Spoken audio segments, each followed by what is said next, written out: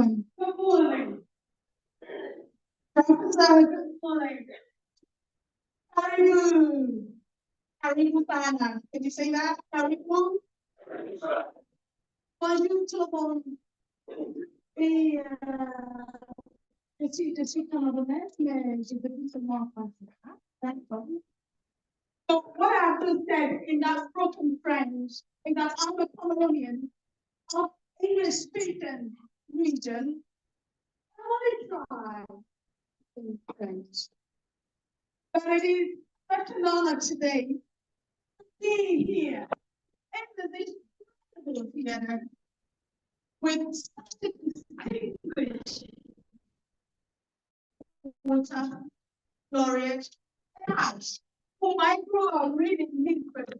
And today I am so honored that I'm here. But I would also like to acknowledge the Dr. Rachel Wole and of course the team behind this magnificent. But we want all of the public say a wonderful woman welcome to the Nigerian Shade out there in our language. You call it Shade, but it's actually Shade. Can we do that? Thank you very much. That's because you're very welcome to this wonderful place. And the most distinguished member president in the hall today, wonderful council of everyone knows say. If you tell me the name, Councillor, thank you very much. I have to give you everything this now, of course. I love that. So, when you're going to kick it off, I don't know you're supposed to come. I think this is it. All right, so I'm going to to do the introduction. I hope if you're doing this, you have the face to go to work behind us. And you need to use the ladies or the gents. Please go out to the right. Yes, and you should be able to relieve yourselves. Then that okay, and then okay.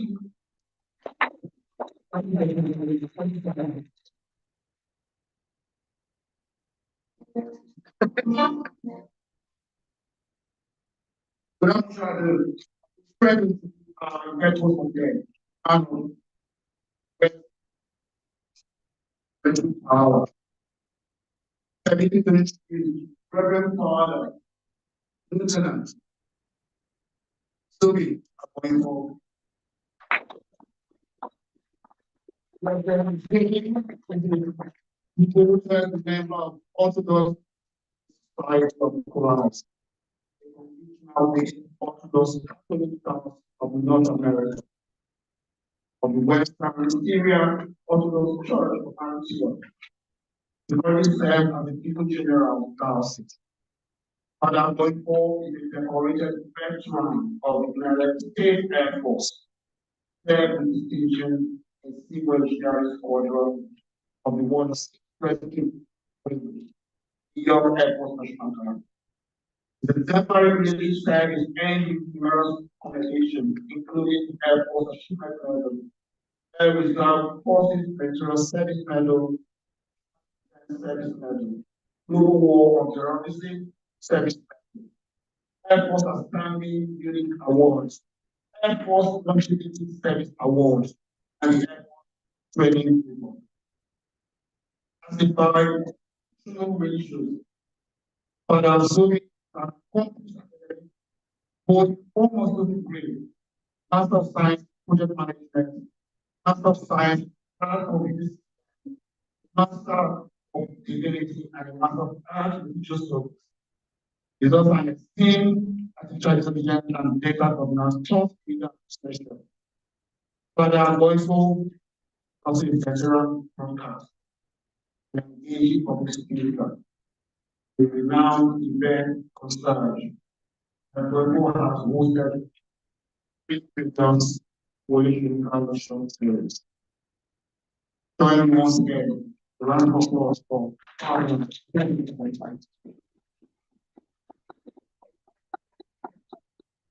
Good morning, ladies and gentlemen.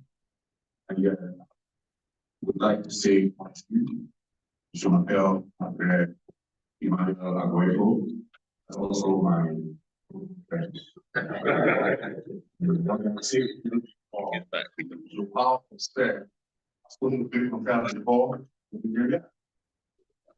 So it's here.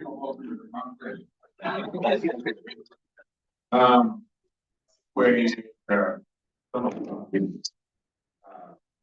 I had a little bit of accident. Yes. Laughing, see, non-precious.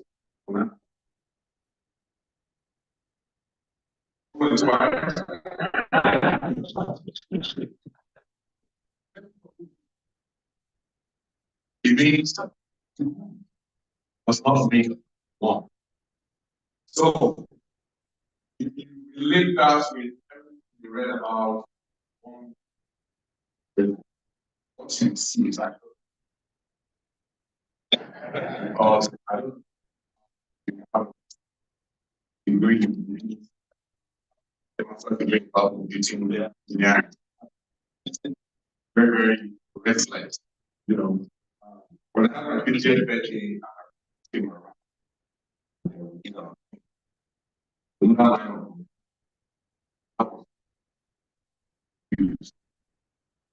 she said, "Oh, being in pirates, being priests." I said, "Oh, became a pirate before I became a priest. And I am a good priest that I am, but I am a pirate." And in reality, if you leave out the tenets, the ethics, and the lifestyle, when we are trained with aspirants,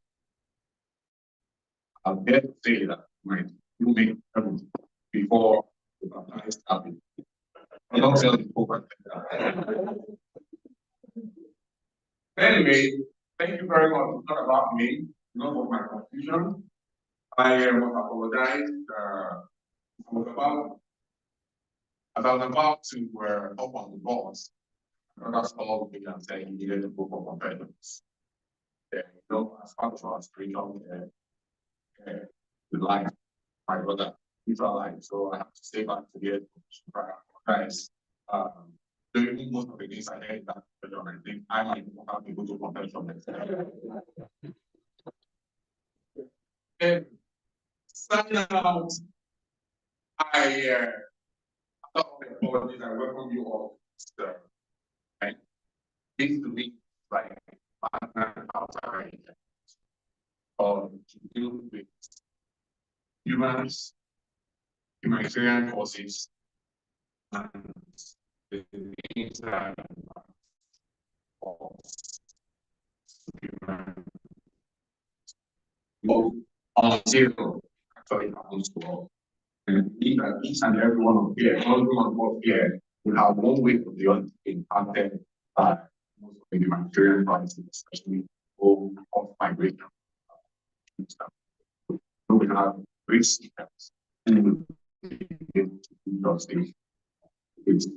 so without much ado, I'd like us to start out with the national anthem. So I invite you to all stand. We'll start out with the national anthem of the Republic of Ireland, and then we'll take on the national anthem of Nigeria.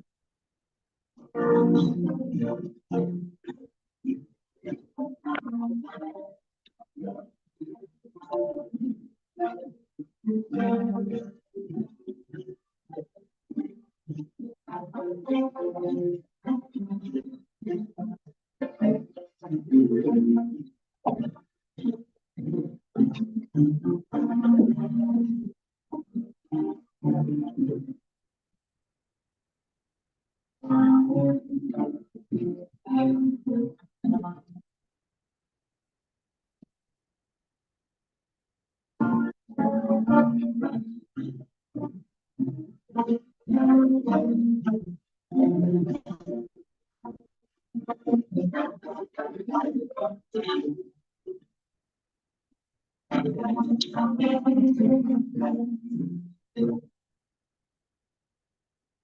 me, ladies and gentlemen, for the Nigerian national anthem.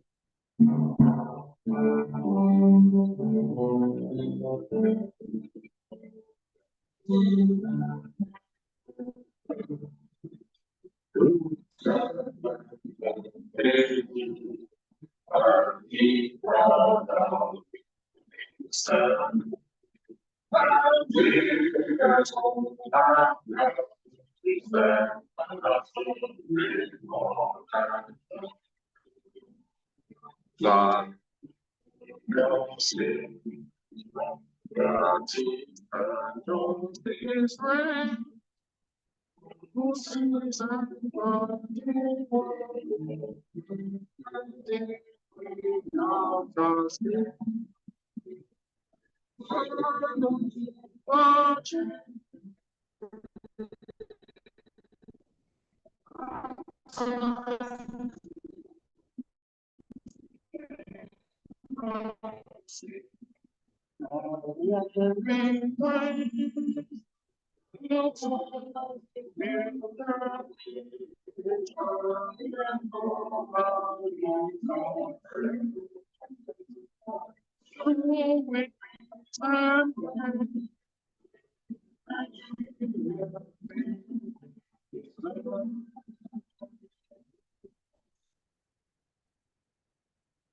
thank you very much, ladies and gentlemen. And any one of us who participated in singing the second and third standards, you know that we all went to school before 1969. So I went to school before I was born. Anyway, what I do, ladies and gentlemen, it is indeed my honor, privilege to invite to the microphone the National Association of Dog Captain, Dr. Joseph,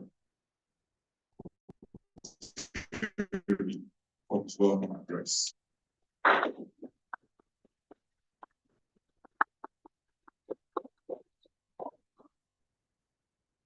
you so much. I'm still friends, so I will make my own confession about it. So, everybody is now. Yes, you. Excellency, you very good. So now, everybody time friends. Now, time.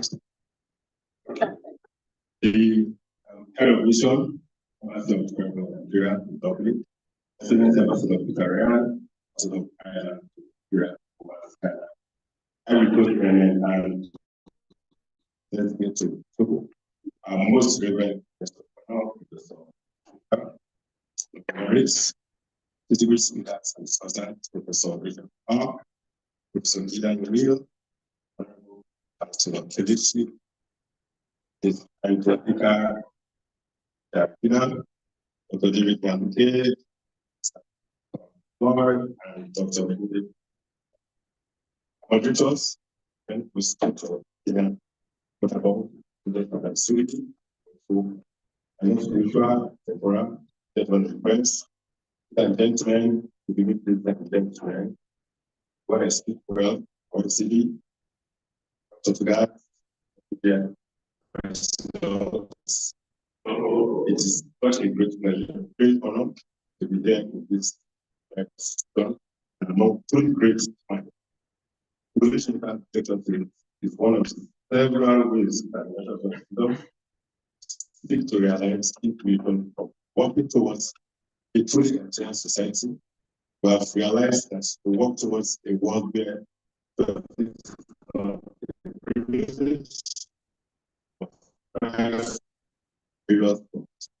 is why provided free medical services to over 1,000 families this year. With our justice program, we aim to provide free legal services for about everybody this year through our new partnership with the legal assistance. Through our summits, platform, we have to put it on for a fully democratic country. In facilitating this for excellent human issues. To provide a platform past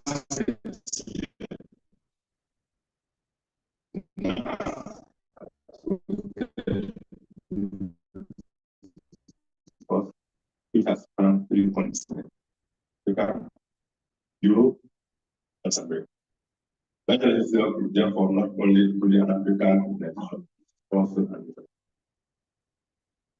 This year, I'm entitled to political lectures with our first lecture studies of the question of critical knowledge. I hope that the best open address just people who are well.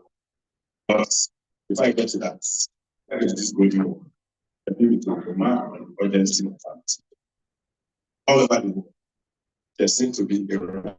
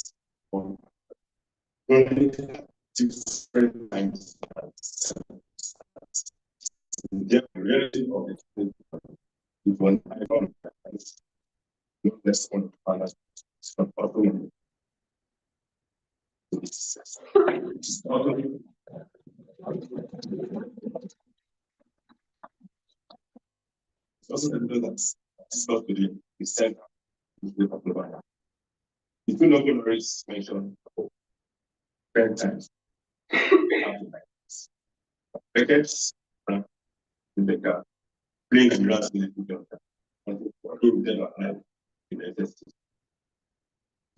Almost tries to mention at this point. I show my flight from Africa, so my flight from Africa. Most of you that came to this man, so many people to the airport. They have family business days, so 3 days, 5 days, but so all my God, so well, the church is enough. I would like to ask how to be honored and grateful for giving us acts. I'm deeply grateful to the God of Ireland for being straight and for having the courage to have such people in our church. As we have learned in some countries, with Hungary, the rebel is the next strong but certainly people and function.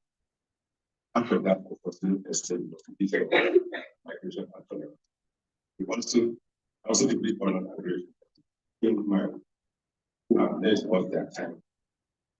Restoration all whose trauma with one another or working with refugees has done millions. Every million of Smith, where whose element of the 1930 millions, Inga, fits ignorant goods in migration. So, reality seems to be a strong West African diaspora, but only an measure of individual projects in beauty, coming, while feeling increased our keeping at and then we have whom I cannot wait to address and also next time of this. Obviously, I mean,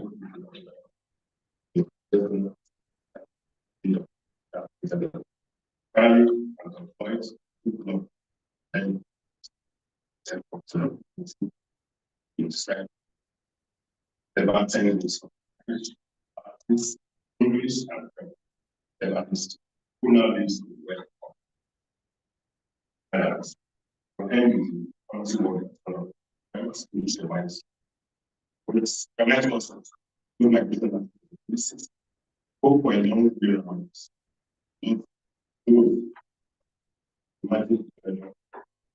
Each time is now people.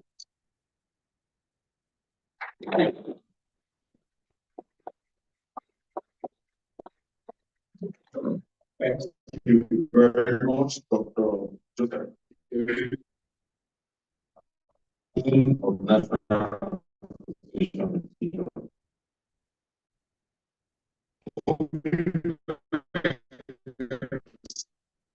The next item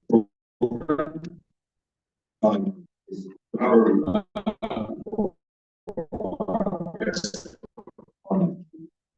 in the past, every time that I have done into having an accused, and we all know that at this point I actually have faculty. I have neither the faculty nor the eventual power to analyze them. So, in order to be accused this time around, my best friend to help me write the Bible.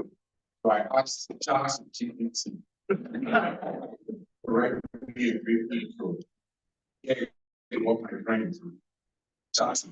Professor Soyinka is a towering figure in global literature and activism, celebrated as the first African recipient of Nobel Prize in Literature in 1986. Born in Abeokuta, Nigeria in 1934, he has authored a vast array of plays, novels, poetry. Most notably, text and man guides. Heritage, I think this stuff is actually remarkably blends programming quality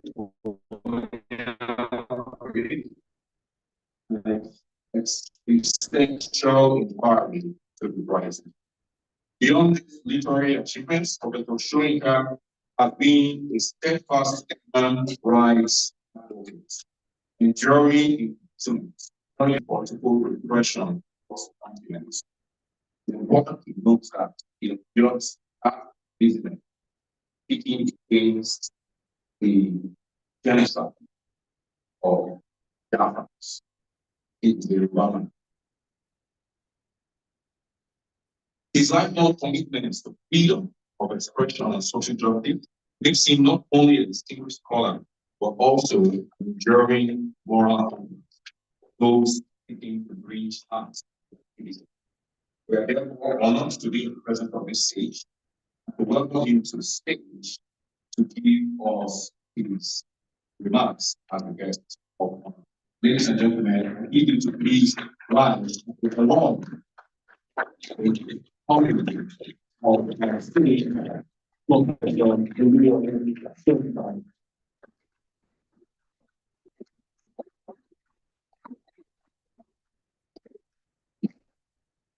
Thank you very much.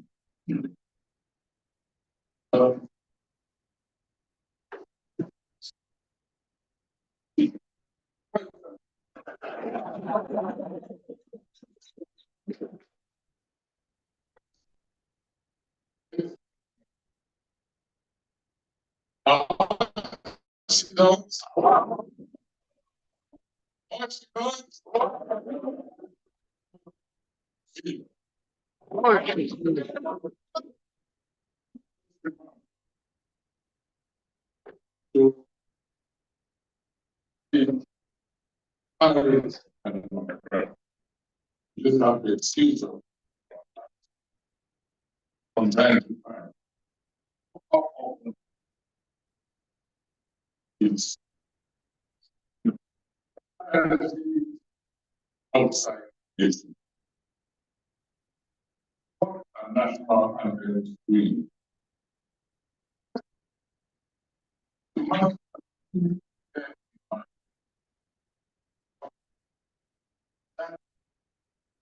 Tourism outside this. In other words, must be prepared in principle. We are doing in Nigeria. Against our nation. In other words, let's be the very nation itself. What a national anthem. It takes a ritual. That's the way for national anthem.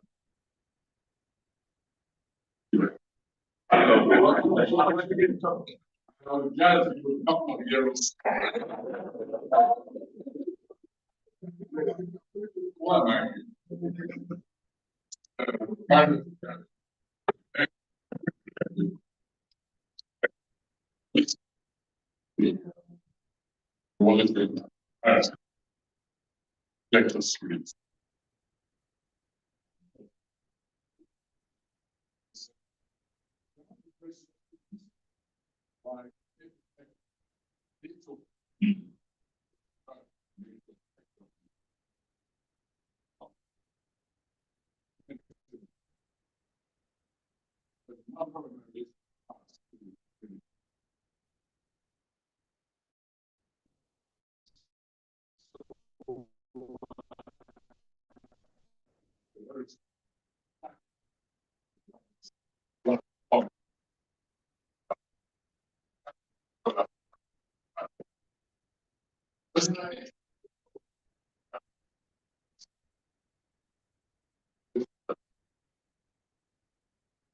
I found that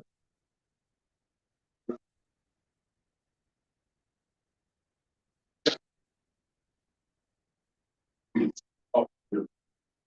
Very good to your power.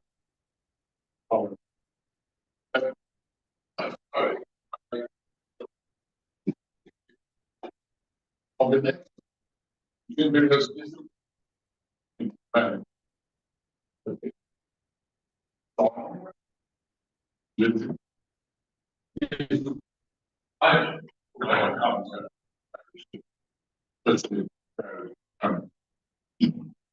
know also well we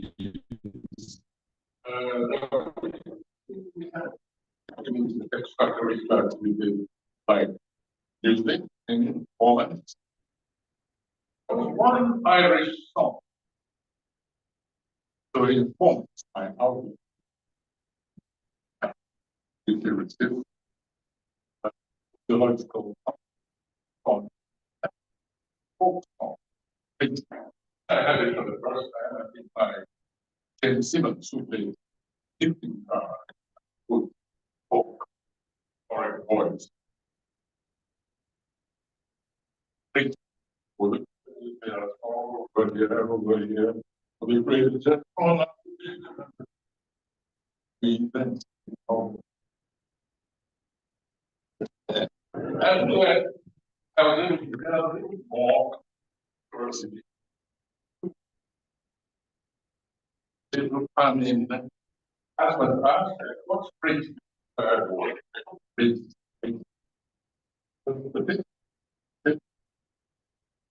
Burning. Those connect. Remarkable people. People with power on that earlier. In us. Yeah. Comes.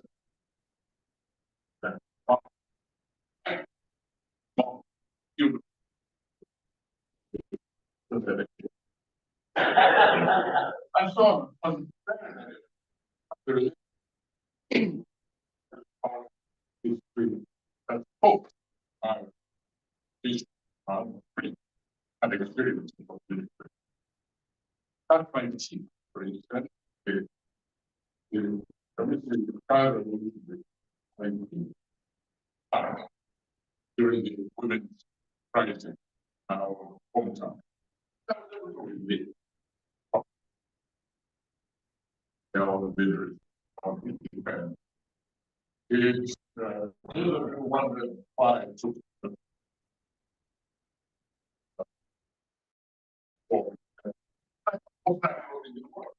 I think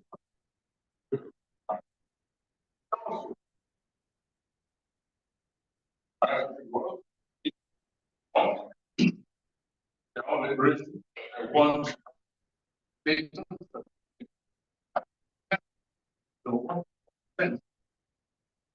so thread there. And perhaps very happily hidden this. Perhaps this is why already accepted to do some errand running.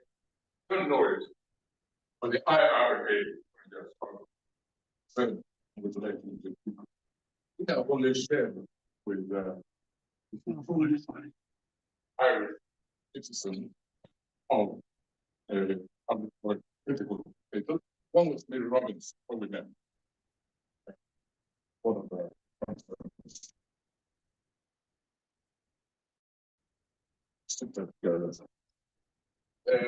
was suddenly I said, you know what, let me tell you this. They made a small tiny micro dot footnote in the history of the liberation. Who dragged me into it? Joan Littlewood, Margaret, Virginia.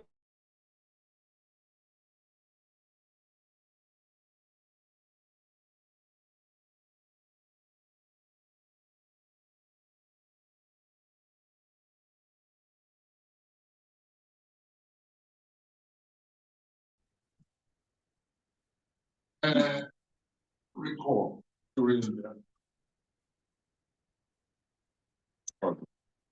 that France, who took the side, or this the government took the side, the British state, the whole state. In spite of that, however, the Irish never did support France. Just logistically, revolutionary spirit, I don't know. But the connection between the Irish France and the people is very strong. And have problems. So Littlewood's husband, Jerry was also a producer, owned a small destroyer, which he converted to run in France. And didn't know what was in that boat at the time, but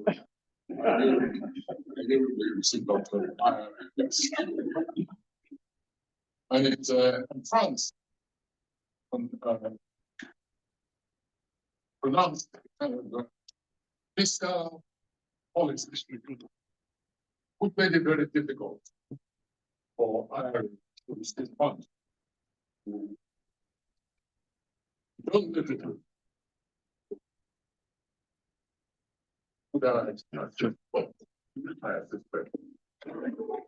Etc. I'm not going to be all the various.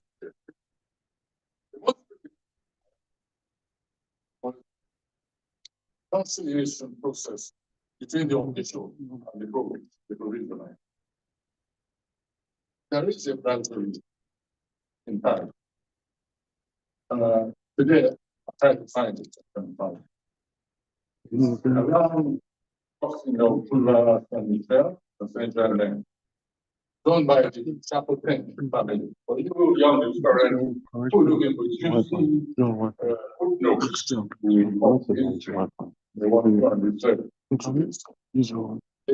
think one of the people needs to be in this whole and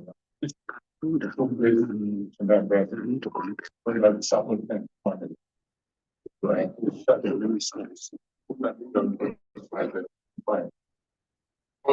played the role of in Uncle O'Brien's songs created popular. During that period, as performances were able to listen so little words. Able to minor, perfect. Anything else? And then I was not the gun runner.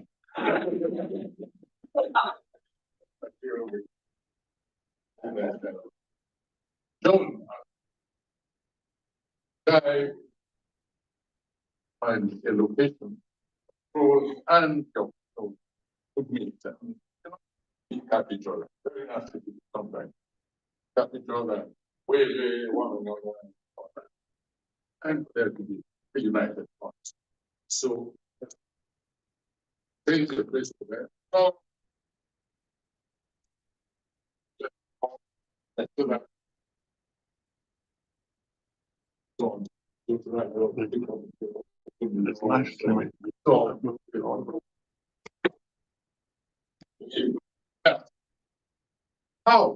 did it happen? We had a conference. Yeah. I have a habit when I go to a country. It's a new town. Oh, second, very early in the morning, scroll through before I woke up.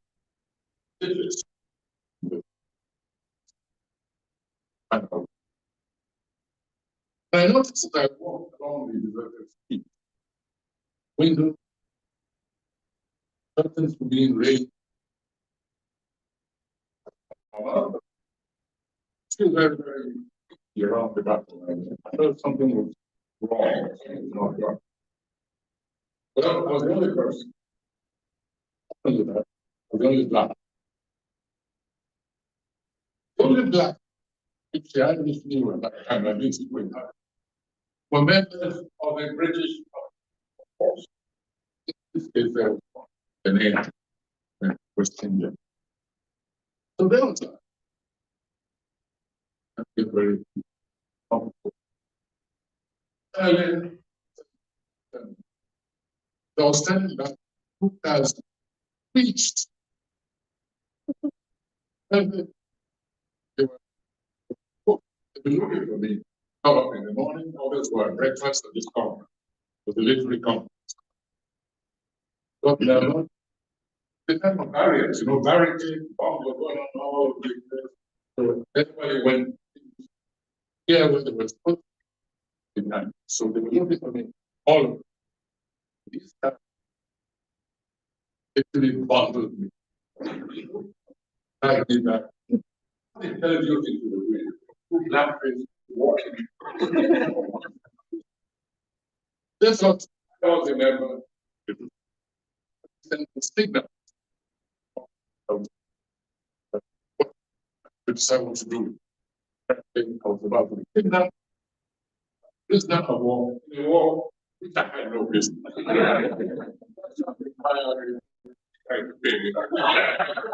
It's okay. So we come now. Wow.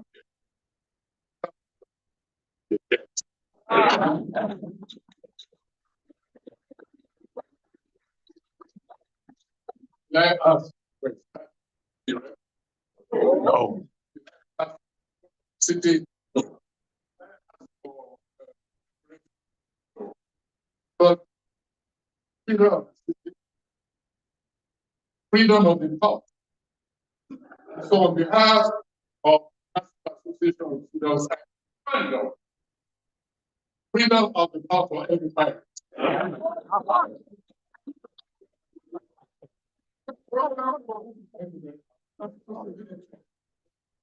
Thanks.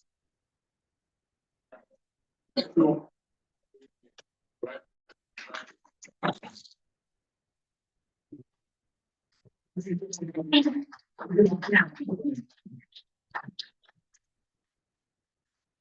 Thank you very much.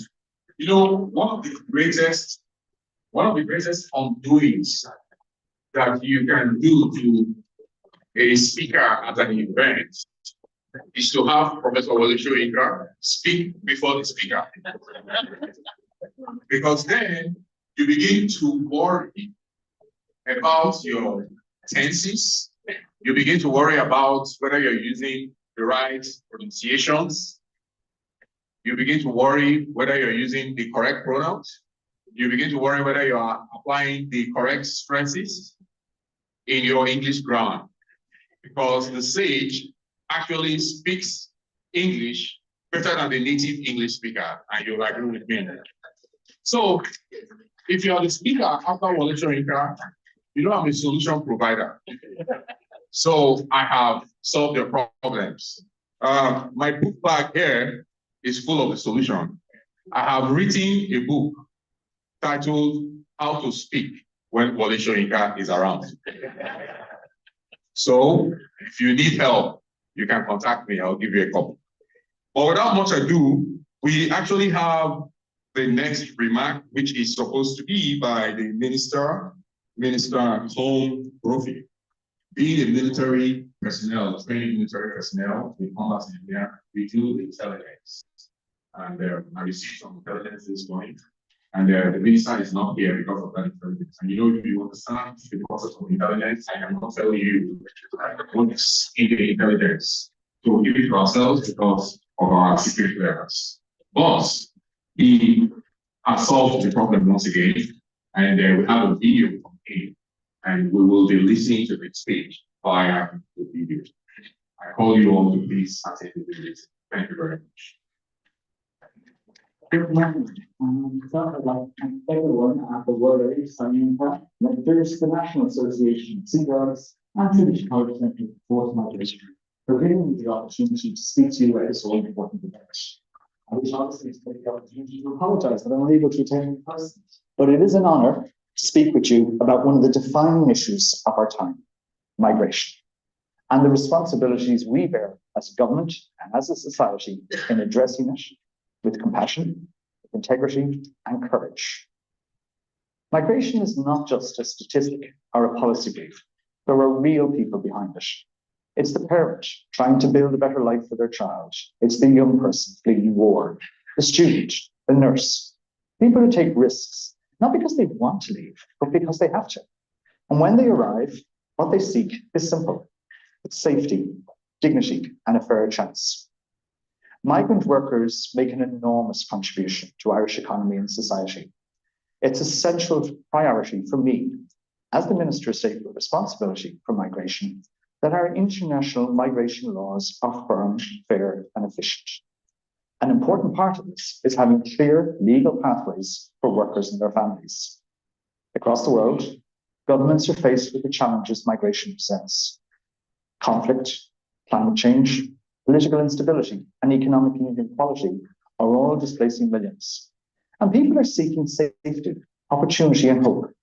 And while migration brings diversity to host countries, it also requires careful and coordinated management. Here in Ireland, we are not immune to these challenges. We've seen increased demand on our housing, education, and healthcare systems.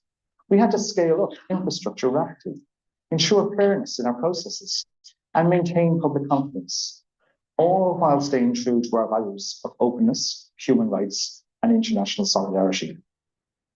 In the face of these pressures, I want to acknowledge the incredible work done across government, and especially within my department. We have expanded our international protection system. We've increased the speed of asylum decision-making and invested in services for newly arrived migrants and refugees. We've opened the new reception centres. We've boosted supports, and with the support of NGOs, local authorities, and community groups, we're striving to ensure services can reach those who need them most. This would not, by the way, be possible without the support of all these groups. And I just want to take a moment to acknowledge the huge amount of time, effort, and hard work that they have contributed to the process. The challenge now is not just to receive people, but to welcome them, support them, and include them. And that means building resilient communities where everyone, regardless of origin, can feel safe and valued. We cannot ignore the troubling rise in far-right agitation and racism that we have seen, by the way, in our recent times. There were those who seek to instill fear and division, who exploit legitimate concerns for dangerous reasons. We must be to the forefront to reject that firmly or calmly. This is not who we are. Our response must be rooted in truth, in empathy, unity. We need to encourage local communities to play a central role through education, local leadership, and shared experience. Because when people meet, when they talk and work together, they find common ground far, far more often than they find conflict. Ireland has its own story here. For generations, our people left these shores in search of opportunities abroad. We were the migrant. And today, we must remember that legacy with both humility and dignity. Integration is not a one-time effort. It's a continuous process. It demands real investment in education, in housing, mental health, in anti-racism, in civic participation, and community dialogue. And that is why I have asked my department to re-examine and strengthen our strategy for integration and inclusion in the year ahead. We want every voice at the table, migrant voices, host communities, experts, also organising the public, so that the Ireland we're building belongs to everyone. So before I close, let me thank you all, those working in the frontline services in policy and academia and civil society and in communities, for your partnership. This work isn't easy. It involves dedication, difficult conversations at times, and hard choices. But it also involves courage, bravery, and a belief in the future. We need broad and respectful dialogue, particularly about migration and integration, not just among policymakers, but among our teachers, our neighbours, our young people, our employers, and our employees. These are natural conversations. They must be inclusive ones. So thank you. Thank you very much for being part of this conversation, for standing up for what's right, and for helping to shape an Ireland that reflects our best traditions of hospitality, fairness, and hope. Thank you. Thank you very much, Minister Prof. And we will be moving on to the next remarks for today. And that will be from a Nigerian who is also Irish, I assume, and a deputy mayor, Councillor J.K. Onmere, who is a councillor representing Lancasterstown, right? Lancasterstown, in the local electoral area. He was first elected to Fingal County Council in 2019. Originally from Nigeria, he brings a strong community-focused perspective to his work and was appointed Deputy Mayor of Fingal in June of 2024. He has pledged to serve the county's diverse population with dedication and commitment, and brings with him a lot of the Nigerian spice. Ladies and gentlemen, please may we make welcome Deputy Mayor J.K. Onmere.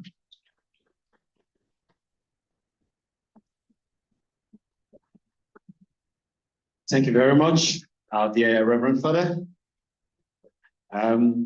It's a huge honor for me to be here, and I would like to start by saying I stand on all existing protocols, and most importantly, to welcome our revered and erudite Nobel laureate, Professor Wole Soyinka. Please, a big round of applause once again.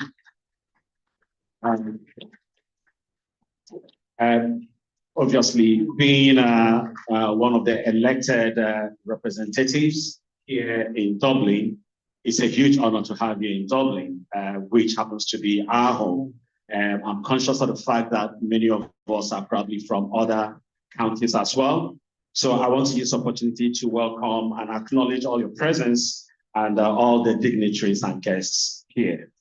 I thank the organizers for putting up this fantastic event and the topic, building resilient, cohesive communities and the challenge of global migration, the Irish experience.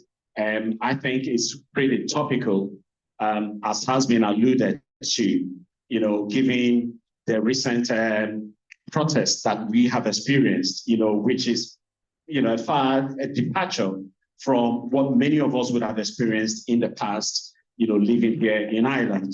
So the concerns that it raises, I think, gives us that opportunity to begin to address or ask questions. Why are we beginning to experience this, given that in the past number of years, we really haven't?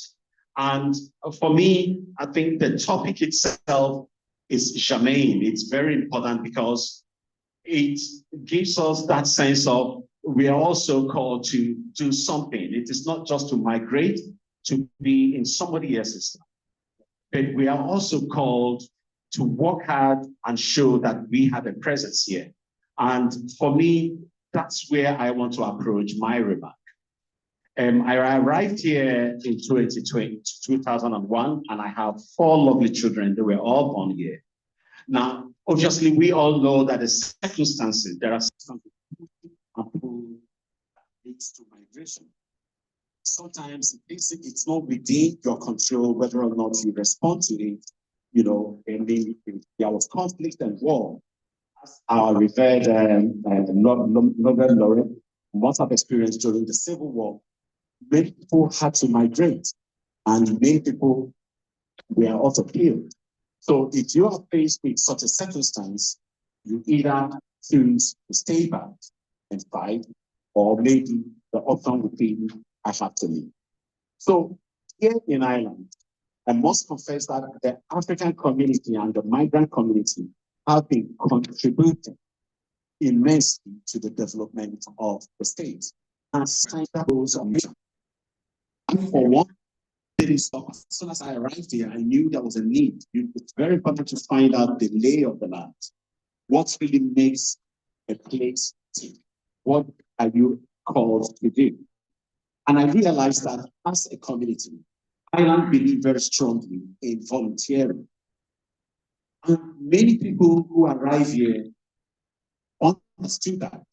My other colleague who speaks, I volunteered with him back in Blanchardstown, Dr. Kunle Mashon, because we did realize that that was what we were meant to do, to also give back to the state. A state that has made, a place a home for you.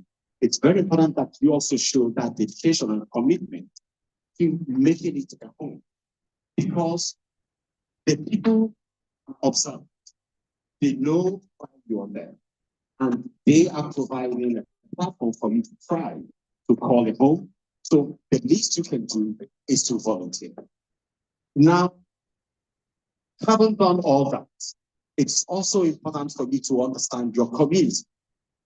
And for me, understanding my community, doing what I did back as a volunteer, and leading on to becoming a youth worker and working with young people, the realization of our children being born in Ireland and what stand we provide for them was very key, because this is where we are not back in Africa.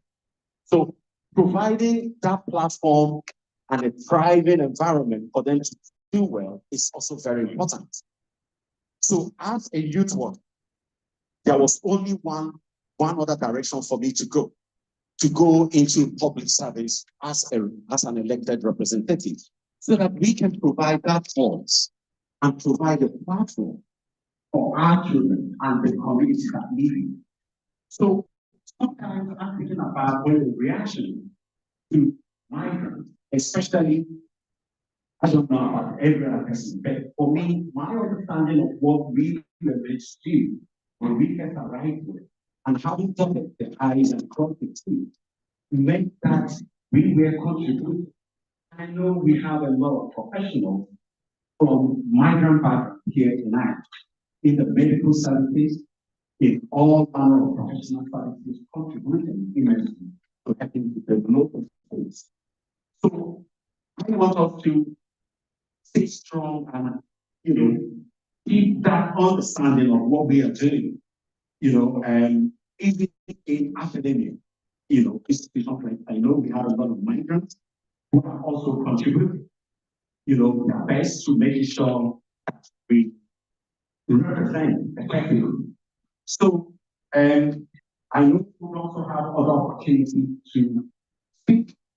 However, I want to use the opportunity to thank the organizers.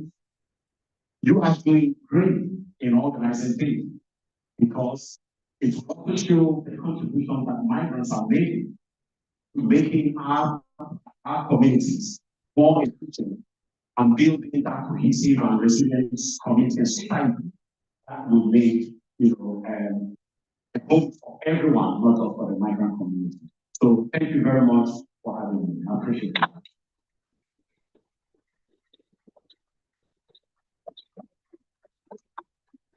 Thank you very much, the Deputy Mayor J.K. Holmberg.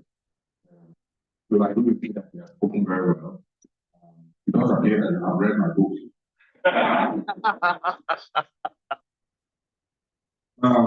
The next thing, target empathy, the next thing I'm going to say is entirely the responsibility of the speaker.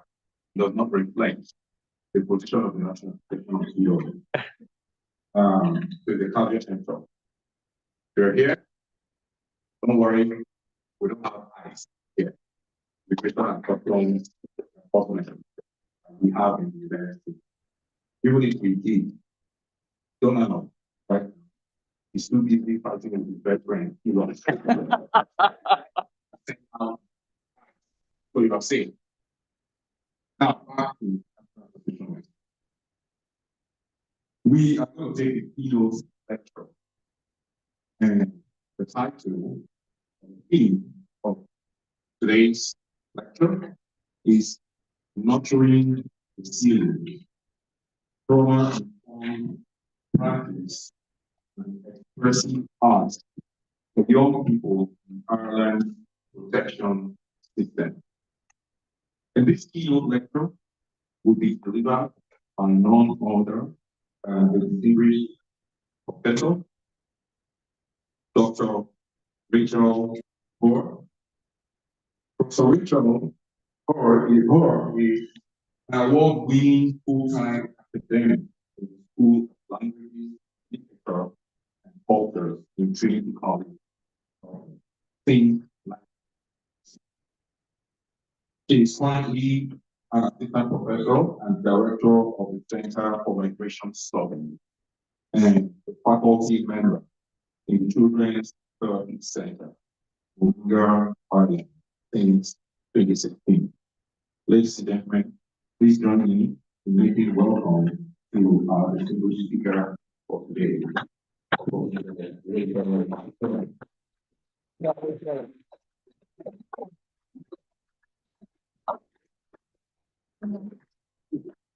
I've got a few artifacts that pass around the room at some point, and I can take next week.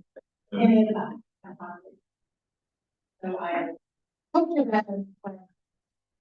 So thank you so much for everybody being here. It's as a lecturer here, so thank you so much for saying hello. I've been here, by the way. For nearly 30 years, very rare I get a lecture here to this role. Because students often have better things to be doing than coming to lectures. So it's wonderful to see so many people today. And thank you to our distinguished guests. I've already been thanked numerous times, but my time. So my name is Dr. Rachel Wole. Just a big welcome to Trinity College Dublin. We're delighted to be hosting this with the Sea Dogs. And I wasn't told that you were going to push out ahoy at different times. So please continue to do so. So I'm based in the School of Languages, Literature and Cultures, and I'm also director at the Centre for Forced Migration Studies. So I'm concerned with asylum seekers, refugees. So obviously this conference is about migration in a broad sense, but I'm going to kind of bring you down into the area of forced migration studies. And today I'm just going to be sharing some practical insights about nurturing resilience in young people within Ireland's system, so those people who are seeking asylum and the process they go through to get their asylum, to get their refugee status here. And these insights come from both research that I'm conducting and also from my clinical practice, because I'm an expressive arts psychotherapist. That is a real mouthful. What it basically means is I support young people through the expressive arts.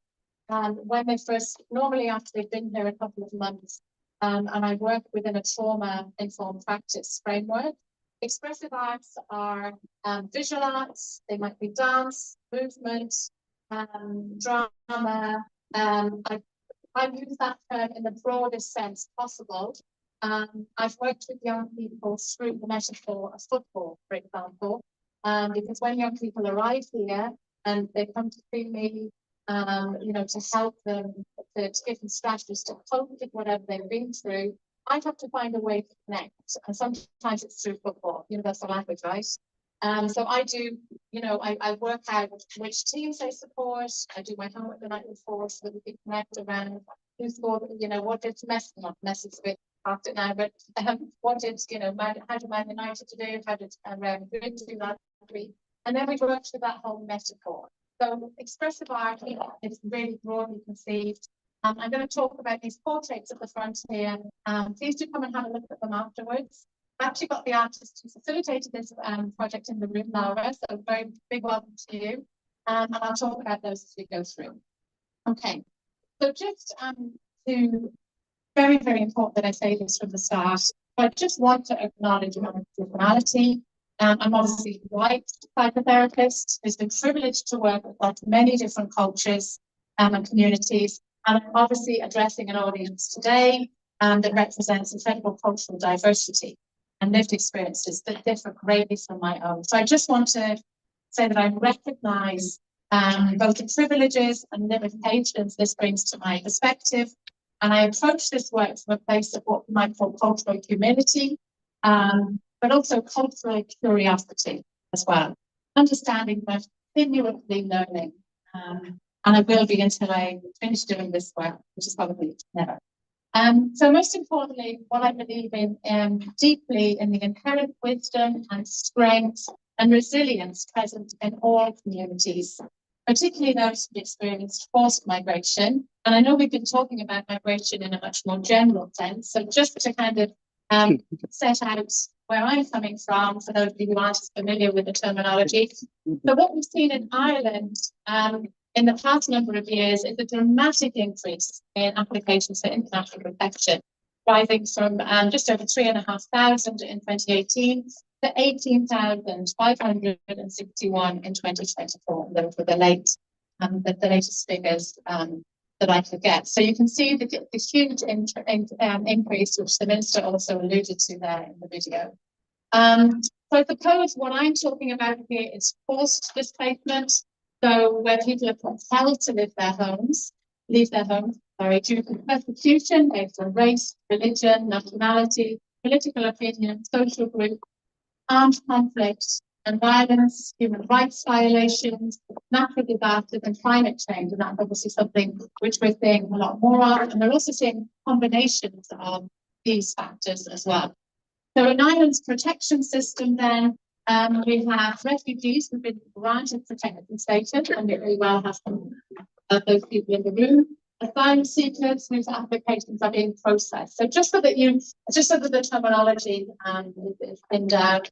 The people I'm working with mainly are unaccompanied minors, and I'm delighted to say that the principal social worker from the separated children's team in Tuesday in Ireland, who I work very closely with, Thomas Dunning, fantastic colleague is sitting at the back there. He came to us from Chicago back in the mid-2000s. And then there's also people with a slightly different protection status. I'm not going to go into the kind of legal aspects of that now. So what I want to do is just to kind of talk to you a little bit about the two distinct but complementary perspectives. I'm going to talk today about my clinical practice, so my work with unaccompanied minors through the arts, but also about a particular research study which was conducted by myself and a number of colleagues. I've already mentioned Lara. Where's Lara? Here. She's one of the artists who worked with us. And that was a collaborative evaluation of Sparazzi's befriending program. And Sparazzi does amazing work. Is anybody here from Sparazzi today? No, I thought there might be a couple of people there. But they are our national centre for the rehabilitation of survivors of torture, and they do incredible work. And they have a befriending program. And what you can see here in portraits that we were evaluating the befriending program. So the befriending program connects somebody who's already living in Ireland, they don't necessarily have to be Irish, with somebody newly arrived, in this particular case, who has experienced torture. And the befriender befriends them, meets them maybe for coffee once a week, helps them to navigate all of our very strange and weird systems that we have here in Ireland. And we wanted to evaluate that program. And one of the ways we evaluated it was through a portrait workshop, where we brought in a couple of artists. So Lara is here, and another artist from the Syrian community, and they facilitated a workshop where the befrienders and befriendees did portraits of one another. And none of these people who participated were so-called artists, but my belief, very strong belief, is that we all have creativity within us, it was done in a very kind of non-threatening way where they started off with collage. We can all cut out things and take them on, even if we think we are no good at art. And it was a really incredible way with the relationship. You saw the relationships deepen. So I would urge you to come and look at these are in the partners, and actually they've got pictures of the actual people as part of the collage as well. So both contexts show us, so my clinical work and the research conducted here shows us that trauma-informed practice, I'm going to say a few words about that in a little while, combined with these expressive arts can really unlock resilience, which is really what we're talking about today. So the research with Spirazi was a collaborative research study funded by the Irish Research Council. And this was a community workshop for portrait projects with these befriending pairs. And we also conducted focus groups just to see how people found the befriending. And we had some really powerful quotations, which I'm going to share some of them in a little while, from the participants in that befriending program. And the 3 befriendees, so people who had arrived who had experienced torture, said that having that befriender had actually saved their life because they had strongly considered ending their own. And I was get emotional when I think of it. So, you know, I'd love these befriending programs to be rolled out across the whole island, just for people who had experienced torture. And then with my clinical practice, I'm doing individual therapy with a company of young people using creativity for healing. And, you know, I've been doing this for 8 or 9 years now. So I have a good sense of what really works and helps in the therapy room. But I'm also very conscious of the whole system around these young people. I see them once a week. I'm also thinking in with social workers, with social care workers, with foster care, and with youth workers, with teachers, to help these young people to develop as best they can, and to really kind of help with the resilience. So both of these things, both of these perspectives show us that trauma-informed practice and expressive arts can really help to develop resilience. So just in terms of you know, the numbers I talked about already, we've got hundreds of unaccompanied minors among the most vulnerable. I was talking to a social worker I'm working with the other day who was saying that now we've got children as young as 9 and 10 coming into the country all alone, having done all kinds of horrific journeys across land and sea. So what does this mean in practice? It means teachers are encountering traumatized students, traumatized pupils, young people with no training. The support staff are also managing cases without knowing about how we can be trauma-informed. And we also have healthcare staff who are seeing physical symptoms of psychological wounds. We'll talk about that in a little bit more in a moment.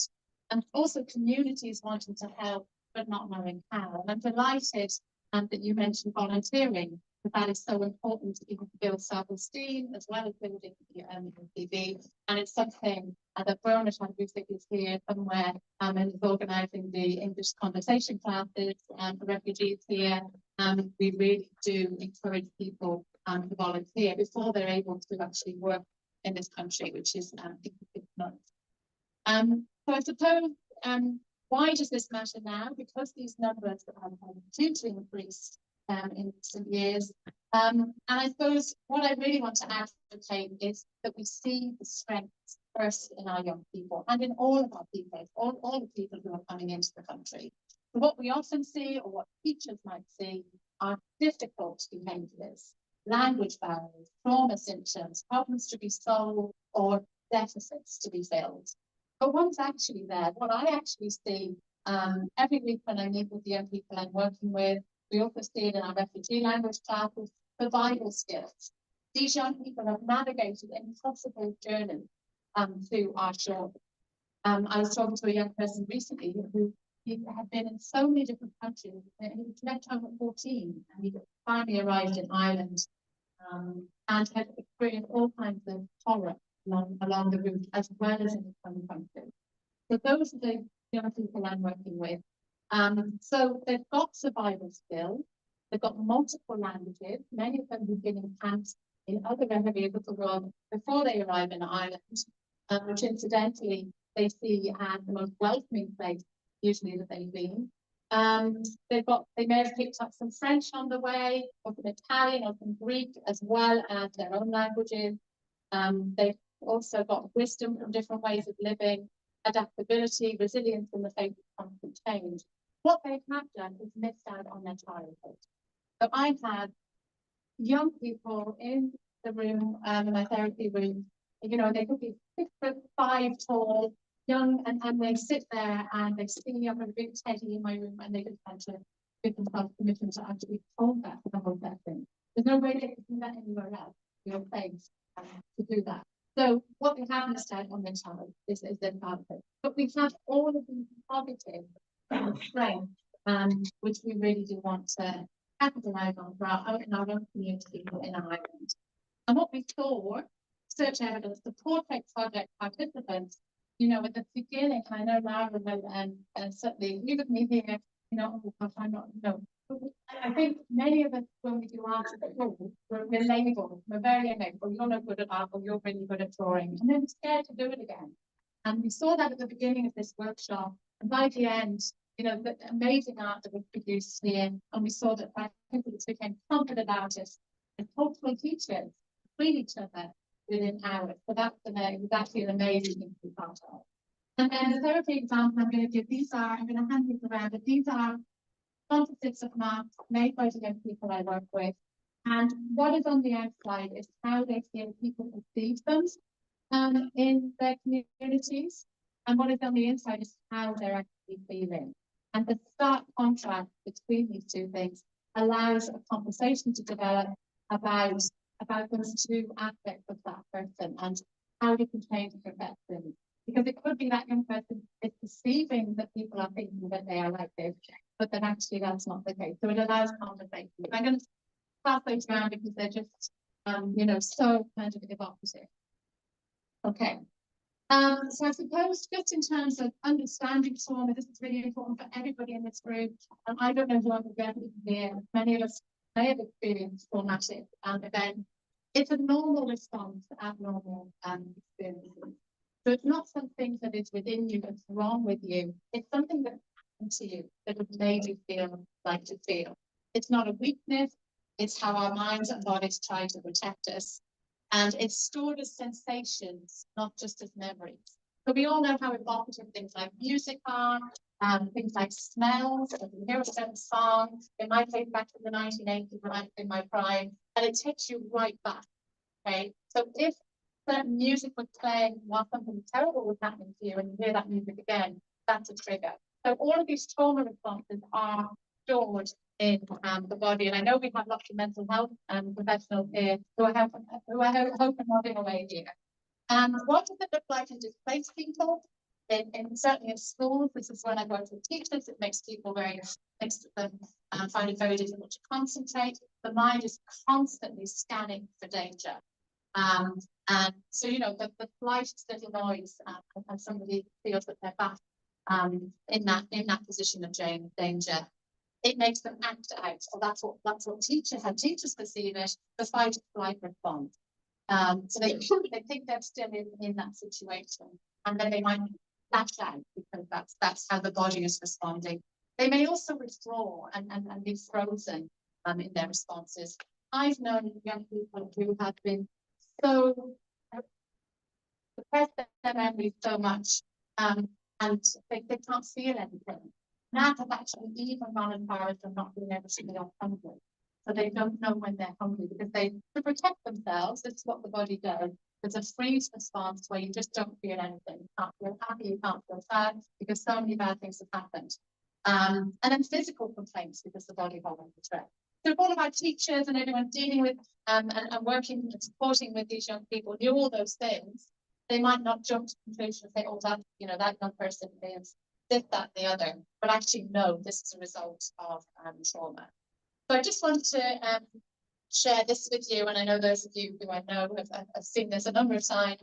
Trauma memories are sort of sense memories, as I've mentioned, common triggers for people, and some of you might recognize these uniformed officials. Okay, so who is the first person we see when we cross a border? Somebody in uniform. Somebody in uniform may have been responsible for hurting you, for harming you, for abusing you in your own country. So immediately that's a trigger. Airplane sounds overhead, crowded spaces, some food or smell. And this is what I put here, and if you look at the top left there with the lamp. And this happened in the room with me a couple of years ago. I came in and was froze, actually the payment is froze, and I knew that they'd been triggered by something, and it was just the colour of the lamp, because they had been chased across fields of sunflower and been shot at in their own country, and that yellow had just triggered them. So that's what we need to help them around and bring them back. So I suppose we can't control for any potential triggers in our environment. I couldn't possibly, I was in the most resolving space you can imagine, and I couldn't possibly have known that. So here I just want to talk a little bit about comparative witnessing. This young person gave me the permission to share this piece of artwork, and it was created by a young man who he didn't do this artwork in the therapy room, he did it in the school as part of the leaving set exam. But he brought it into the therapy room because he felt that he had been witnessed. So the teacher saw this. This is clearly, I think, to anybody who's got a brain, it's clearly somebody's story of going through different countries and different things that have happened to him. And the teacher just commented on what she perceived as the technical inaccuracies, if you like, of the art.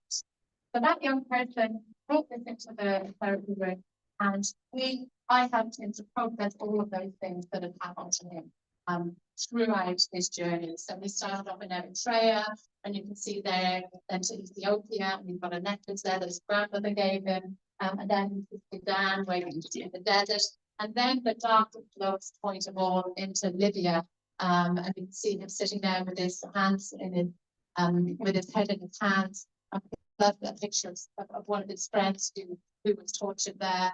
And then you get onto the other side when he arrives in Europe, and we see Italy, Switzerland, France. Where in France, he won a trophy in a boxing tournament in the jungle camp, which you may be familiar with, which was set up, which grew up in France a number of years ago. And then Ireland, and he covered Ireland with green footprints. So I just thought that was a really useful, really, just about the fact that we need to witness these stories when people want to tell them. You know, force anyone to tell a story, but this needed to be witnessed, and the teacher just ignored the content of that. Okay, and then we also talk about glimmers, which is kind of healing. So in the portrait project, by the way, there were a lot more. There were 7 pairs of 14 portraits, but I couldn't carry them all on the bus this morning. And what we found is that strangers become friends through shared creation. People discovered artistic abilities, and then there was pride when others admired their work, that they were all friends having fun. And then what do I see in therapy? Just somebody sharing a story through artwork. These could be all the signs of feeling and cultural symbols as well, very, very important. So just moving on then to the idea of trauma-informed practice. And this is just good practice for being human, for humanity, because we don't know who's experienced trauma. So can we just, integrate these principles into all of our daily lives? So the first thing is safety, where somebody feels safe physically and emotionally. Choice and control is really important for people in the international protection system to feel they have choice and that they have control, because in certain parts of their life they don't have any of that. But we can just give them a little bit of choice around different things. So for example, what art materials would you like to use? Build on strengths, but talk about what they can do, not what they can't do. Cultural respect, I've already mentioned that. Connection, relationships, befriending, all of that helps heal. We all heal through relationships. We don't heal alone. And then transparency, always talk about what you're doing and why you're doing it. And then when these very simple, not rocket science, when these principles guide the way that we work and the way we conduct our lives, then remarkable things can happen. Okay, so I'm conscious that we're already probably an hour behind time, so I'm not going to go through all of this. I wanted just to share the process of art. For those of you who don't think you're good at art, everybody can do this. You can see that they started off with the collage, and some of them you'll see, I think I mentioned already, that there's photos actually incorporated of the befriender and the person that was incorporated into the art. And you can see how those developed over the course of the day. And I suppose the bottom line here is that art gives young people a voice when words are not enough. So that's just some examples of more of the portraits. And I suppose what did we, just a few of the quotes here. It's a lovely experience to share. It's all very equal. Amazing having the opportunity to be with people from other cultures. No pressure to create something perfect. And strangers became collaborators within hours. So what we found is not just the befriending pairs, but the whole group got to know each other. And when we have these right kind of conditions, then healing can happen. So this is the important bit, and I will share these slides afterwards. What can we do to help people when they become triggered, when they become overwhelmed? Very simple grounding techniques. So to bring them back into the present, ask them about 5 things they can see, 4 things you can touch, etc., etc. So it's bringing them back into their senses. You are in Dublin today, 6th of June. You are not in Afghanistan. You're in Dublin. You're safe. And then very simple breathing techniques, which help to ground us, which help to slow down our nervous system, which can obviously go to overload as well. Okay, so just in terms of creating safety then, there's just a couple of things I want to mention here about age-appropriate communication, so to be clear and patient and non-patronizing. This whole idea of cultural humility, learning someone else's world, not imposing art. I had a very good lesson in this one time when I was running a group, and it was a Friday, and I made the assumption that they'd drawn to go to mosque. So I thought I was being great and saying, right, you're going, I'm going to give you a couple of hours off this afternoon, and we'll come back next week. And one young person came around after and said, Rachel, do you know what you've just done? I said, I thought I was helping, but he was no longer religious. He had renounced his faith, and now all of his classmates were going to know that because he wasn't going to go to mosque. So it's all about that cultural community, being culturally curious, not making assumptions, witnessing without judgment. I love this quote on empathy, because we all say, when we go for interviews, why do you want the job? I'm very empathic. I've got lots of empathy. What does that actually mean? And I love this quote from Brené Brown, Atlas of the Heart. We need to just dispel the myth that empathy is walking in someone else's shoes. Rather than walking in your shoes, I need to learn how to listen to the story you tell about what it's like in your shoes. But think back to that painting and how that young person needed to be witnessed. They needed that pressure of that story to be shared. And to believe you even when it doesn't match my experiences. Okay, we've talked about facilitating connections and community. We see how important that is. And then I suppose supporting identity and belonging for young people is so important as well. So using art as a bridge of identity, in connections, all of those kinds of things so important. Okay, so what we want to do then is this is what I think would really help is to expand services for unaccompanied minors. I'm sure Tom is there with that. There's been a massive expansion in services over the last number of years to cope with a huge increase in figures, and to integrate expressive arts in all youth services. And I know this is happening more and more across the sector, which is fantastic to see. Build educational partnerships, so to see schools as sites of healing and integration, not just to see that kid as a problem, to look and see, okay, where is this coming from? What happened to that kid, not what's wrong with him? Train youth workers, I'm involved in this as well, and then peer support programs, befriending programs amongst peers, really, really powerful. So that's, and this is kind of what I would love to see is this resilience in action across all ages. What we know about resilience, people of all ages are incredibly resilient, and our role is to nurture it, not to create it. Art reveal existing strengths, and creative expression showcases remarkable capacity across generations as well. Connection heals across cultures and ages. We've got shared humanity. What I talked about that earlier. and it transcends difference. The idea that identity is a resource, that cultural knowledge strengthens rather than limits. These small moments create transformation. A young person came into me recently, and he was so animated and happy, and I thought, oh, fantastic, for God's sake, he's able to stay in Ireland. Because this is the thing that really over young people's lives when they get here, will I be allowed to stay? And I thought, oh, fantastic. But no, somebody had moved over for him in the bus and had started a conversation. Whereas often he felt that people, you know, he was the last person that people would come and sit beside or notice and that had just really this small moment had really transformed his mood for that day and possibly for the rest of the week. So I've mentioned this already. Really, we want to prioritize unaccommodated minors, but that's my own area of interest and passion. Integrate expressive art, invest in relationships. You know, the befriending program, the befrienders, so the people living in Ireland already, they told us in the research they get as much or more out of this people they befriend. There's some incredible relationships developed, true friendship.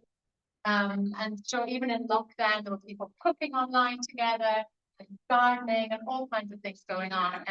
Amazing stuff. So I really think to try and do much more of that. Support intergenerational programs, learning and healing across the age group. This is really important as well. And we see this in the language classes where we have some older learners who are paired with younger learners, and it's just the conversations are just healing, but also so powerful. To recognize everyone as potential leaders. The resilience can also guide system change, and we're seeing that now in our systems when we've got mayors. And I've spoken to a couple of people around the room already today who are involved in very much in the political system here. So I will leave it at that, and thank you so much for listening. And yeah.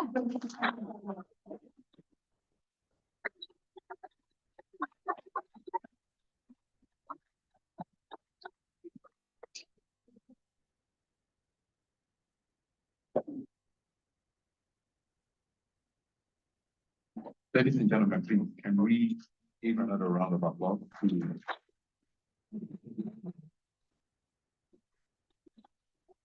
Thank you very much for sharing not just the lecture, but practical application of the things that were expected to have for immigrants. And with my experience as clergy, you know, sometimes we fall into the trap of always wanting to sermonize everything, show some of our humility, prowess. But I do not want to preach today, so don't be afraid of trying to preach. But I just want to lay credence to welcoming immigrants. And it's as bold as Christian history. Because if you do remember, Abraham welcomed some three gentlemen who needed some earthly hospitality from their heavenly migration. And he gave them food, gave them accommodation, only to discover that they were angels. So, what is the moral of that sermon?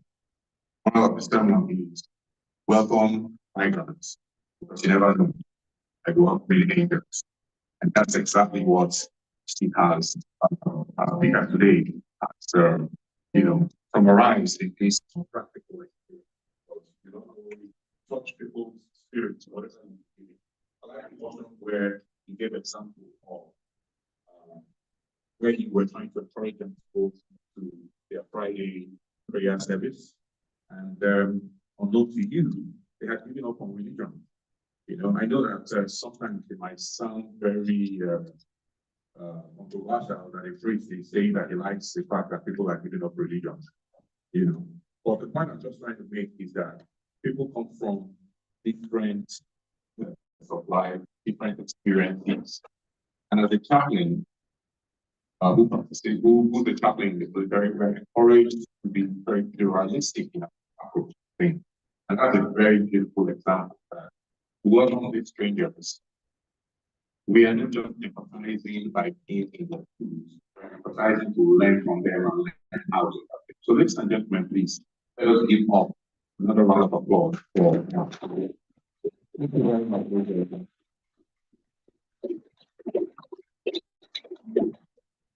So we are going to move on swiftly to the next item, which is a poetic interlude and reflections. This poetry reading will be by Mr. Anton Floyd.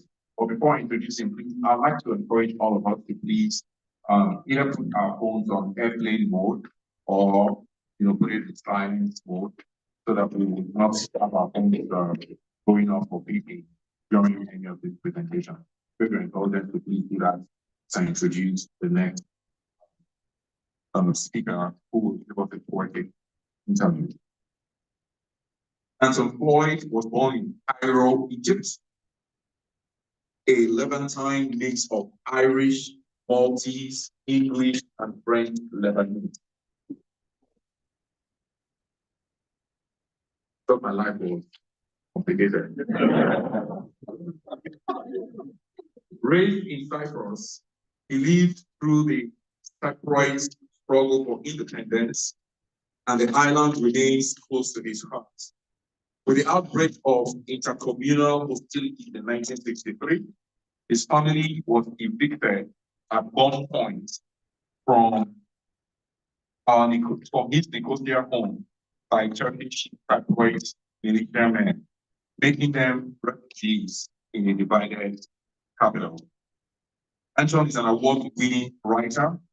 Some of his poems have been published in the Stony Thursday books, Ghent Review, Live Encounters, the Strauss Class Journal, Greenock, Incipor Arts Journal, Contemporary, Avon, Online, Visual Verse, and Haiku in Shamrock. Ladies and gentlemen, please let us give a round of applause and make welcome Anton Floyd.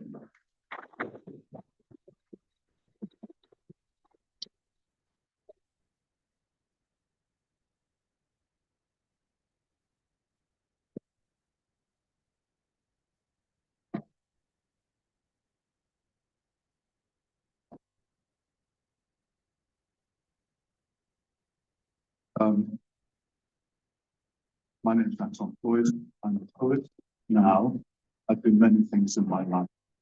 But I must say, I was very moved by the Professor Wole's opening remark, because one of the locating ideas in my life is this idea that glory not in this that you love your country, rather glory in this that you love humankind. And it's endemic for me to be that way. I was born in Cairo, a vast range of nationalities. My parents were polyglots. My father spoke 8 languages, my mother 6. The stories that part of my family history of my French grandmother who lived in Peron, where family members were occupied by the Germans for 3 years and very cruelly treated. They ended up in the Lebanon, married into Maltese and Lebanese stock. In 1860, there was a pogrom of the Maronite community in Tyre and Sidon, which had been formed recently, and they were forced to leave the Lebanon, and they went to Palestine and to Egypt. And my uncle Charlie fought as a revolutionary fighter against the Ottomans. He reported directly to Lawrence of Arabia. He collaborated with the League group in the Holy Land. Another branch of the family went to Egypt. And my Irish grandfather from Newbridge was in the Royal Government Fusiliers and posted first to Malta, where he married my Maltese grandmother, and then to the Cairo. Where I was born. Another interesting fact within my the background was that my parents' lives were incompatible, and my two brothers survived. My two sisters died in infancy because my mother had built up antibodies in the system. The English doctor at the Anglo-American hospital in Zamalek has advised my parents that my mother should abort me because, and clearly she didn't, but I should be aborted because I would survive and she wouldn't survive. He was an English doctor and obstetrician. He fell down the stairs. He broke both his hips. So an Egyptian doctor took control of my mother's case. And he had read that there had been a successful blood transfusion of birth in America. He said we will try that. So they were looking for any positive blood donor in Cairo. And they found a Sudanese Nubian who was blue-black by Uncle Mahmoud, who gave me his blood. So what I'm trying to say is that I studied Trinity. I came here in 1972, studied English. And I feel like I've come home.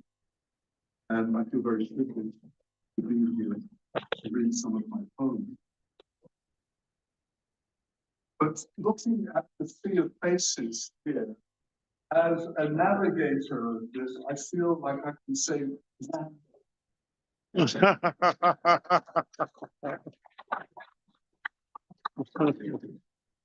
I'm also a gardener. And when I was studying in Ireland in 1972, met my wife. And she's from Liverpool, and she's 100% my son, who is married to an Eritrean, living in Stuttgart in Germany, gave us the presence of our genetic backgrounds. And I'm Poetic and Irish, and Italian, more African, more Asian, English. But what surprised me most was that I'm 2% Senegalian. So if anyone who's going to feel one thing, you're looking at this right way.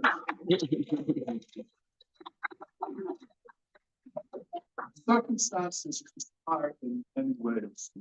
I'm feeling that anxious because my Uncle Charlie, who was a businessman in Palestine, after all that he had done to get rid of the Ottomans, developed business agencies as a hotelier in Haifa. When the Nakba, when the mandate ran out, they went to Beirut for the weekend. When they came back, they discovered that their businesses had been slowly squeezed out, and they had to emigrate, and they left after the Nakba. They lost everything, and they went straight. In Egypt, where my father was, my mother's side, father in Alexandria, I in Egypt.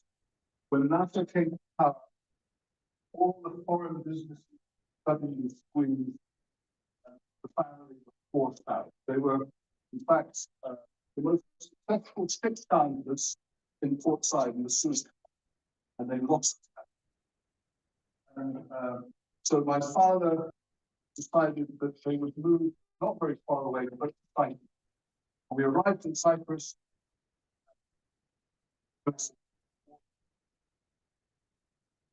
And both my brothers, my older brothers, were wounded during that initial war of independence. And never once did I hear an anti-secret sentiment from my parents. In fact, I speak fluent Greek, so for να σου πω ότι είμαι πολύ ευχαριστημένος που είμαι εδώ. Very happy to be here. Feel connected with you all. So I want to open up with a little poem that describes an experience that happened in 1963. When the British left Cyprus in 1960, and private Nigeria was independent, there was an unworkable constitution in which they gave parity in the veto to 80% of the population of Greek Cypriots, but Turkish Cypriots could veto every act of parliament.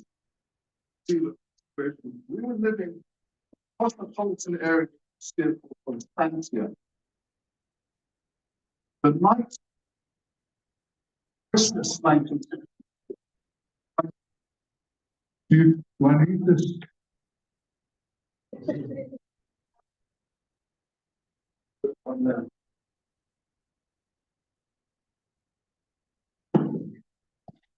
I tend to be garrulous, so the monitors keep telling me to shut up. This will give you some sort of a narrative background where the poetry comes out of a lived experience, doesn't come out of, it's not desk poetry, it's not an act. Sorry. Through slanted shutters, December 1963. The days before Christmas were clear and cold. It was all week. Time enough for perfect cornering on my racing green rally bike, the pedals barking at the tarmac. That morning with Mickey's and Errol promised the art of look, no hands riding. Sunlight poured through slatted shutters. Shadows break the walls. The pattern as defined as the bullet holes in the veranda from the night street fighting. And I slept through it all.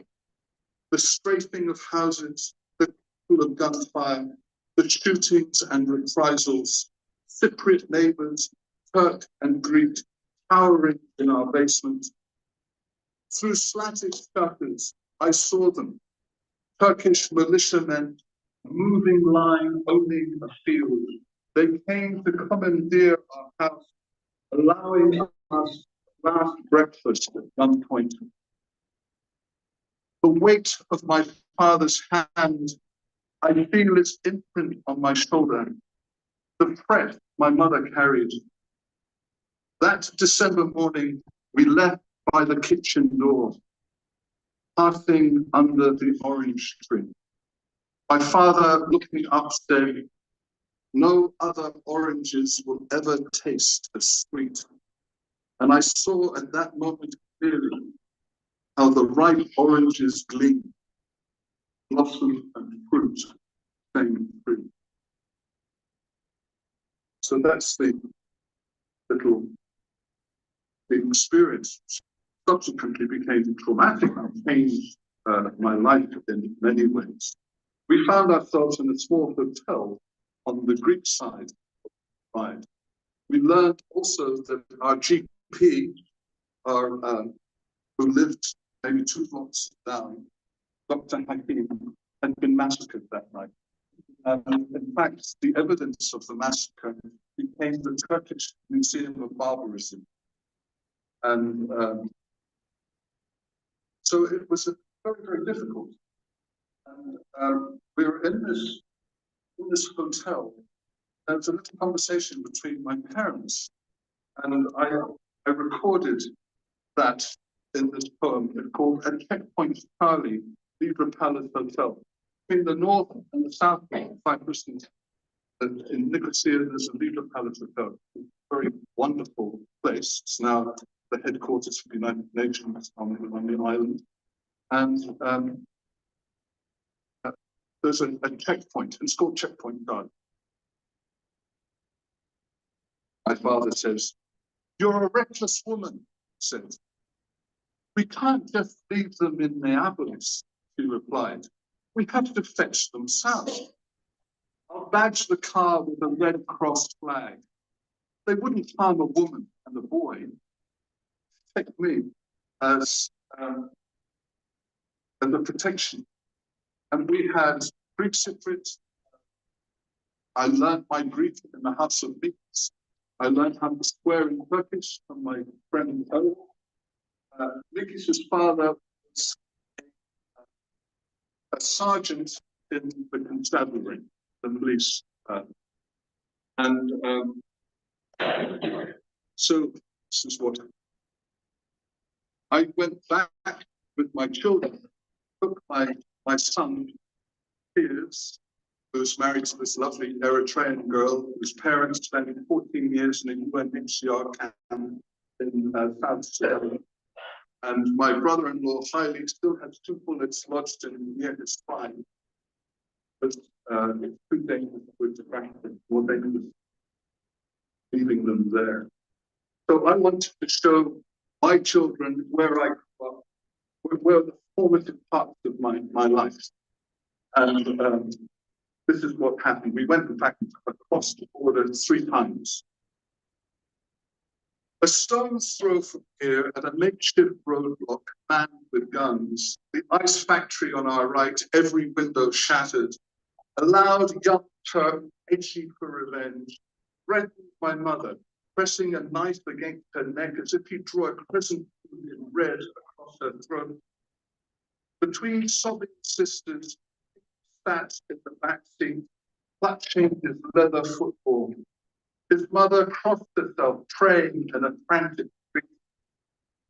Anger bangs behind the eyes like a bag of blood, and terrors and suffocating veins of black. When mother refused to unlock her door, her knuckles gripped. Courage at that moment turned bone white. I know now crisis means words like balance and knife edge, but then it was the width and fling of wild and startled eyes. Perhaps it was the car badged with the Red Cross flag, some women and 2 boys, but a uniformed arm at last waved us instantly on. Here at the Nidra Palace, all was relief and dread. My mother sat in silence. Blood was on her collar, staining the spread. A very courageous woman for which she was given the freedom of the city. And when we go back, we are fated by all the people and their children because of the rescue of those ships. So those were the experiences that were there. I grew up in school. There was a threatened Turkish invasion of the island. My parents decided to send me to boarding school and I came to Ireland. I was educated outside Nice, or college called Congress.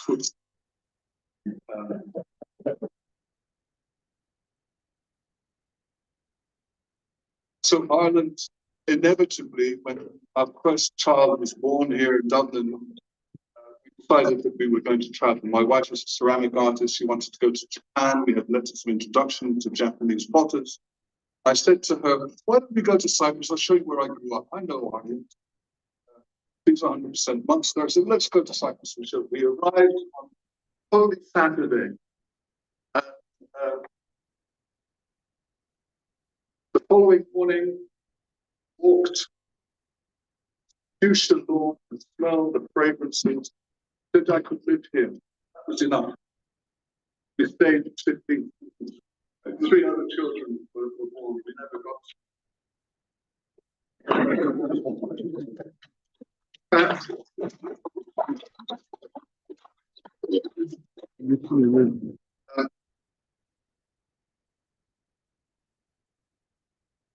While we were there was a problem. Waves of refugees coming over from the Lebanon. Palestinians. There was the history of the Armenian genocide. My closest friend, Garo Kehayan, has created a wonderful art foundation in Cyprus in which he tries to bring art to join the two communities together. And so you hear the story of the people who have experienced what was difficult, displacement. I just felt intuitively attracted to the stories. I started writing the first set, 3-line poems. When, after many years of being a school principal, not having time to address my own creative needs, although I continued writing from 1972, I started writing poems.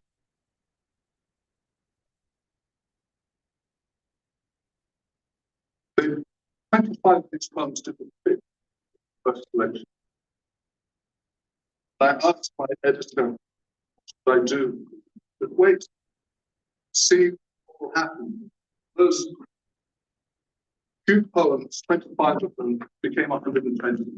And eventually became a book, Depositions, that deal entirely right. And there are two little toilets introduced in the book.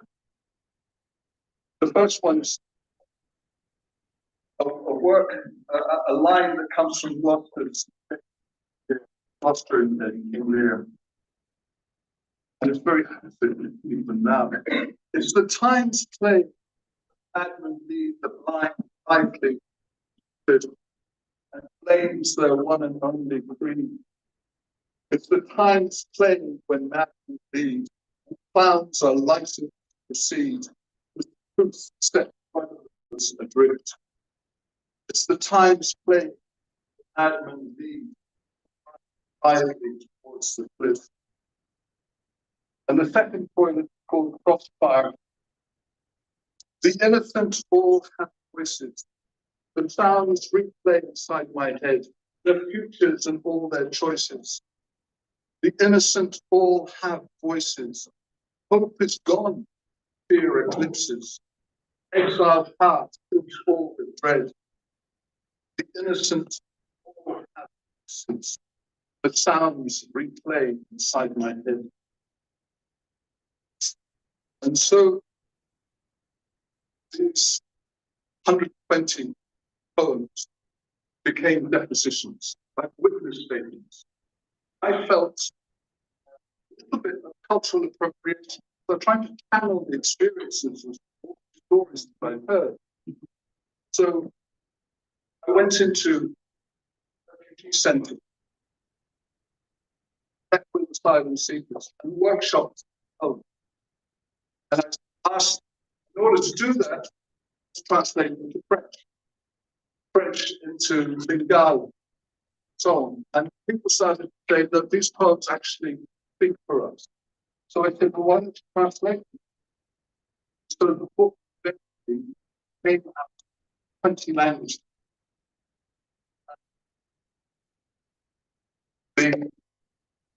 I'll read a selection of them. The book is dedicated to two African boys that we have looked after for 25 years. For asylum seekers, my francophone son heard that they were in an asylum seeking asylum center in Cork. They had no English, and he was francophone and said, I'd like to go down and speak English. He went down. The following day, he said, they're lovely boys. Great. They're stuck. They're boys amongst men. What can we do? Can they come out for the weekend? We live out in the countryside. I said, well, come. We never left. So they have since married, and we are now honorary grandparents.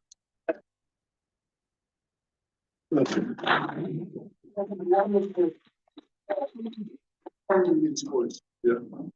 So I'm going to read a few of these process, and then I'm going to finish up with prayer.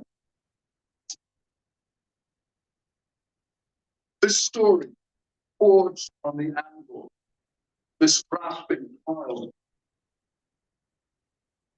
the paths to empty grounds abandoned by ants, fingertips caress the walls of home, reading braille.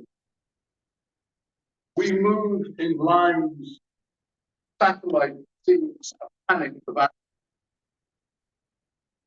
of the dirt, all the fingernails, paradise lost. Dispossessed with fall, shadows. First, speaking of the part in fourth syllables.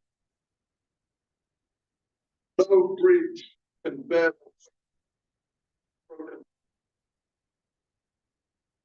Over the border, hope, sin, forgive us. Only voices unchecked by rectal wine. I'm going to finish up with this prayer, probably a little bit disingenuous. So, my daughter married a Persian, so we really are. And, Patrick, St. Patrick, Patrick is a title. It means nobleman. Persian, Nabil, name Nabil is the same thing, it means noble. So I took Patrick's prayer, made it into a prayer for refugees. The original prayer is called the Cry of the Heart, H-A-R-T, the beer. Lovely pun, private. The heart we're talking about earlier. So the Cry of the Heart, Nabil's Steel.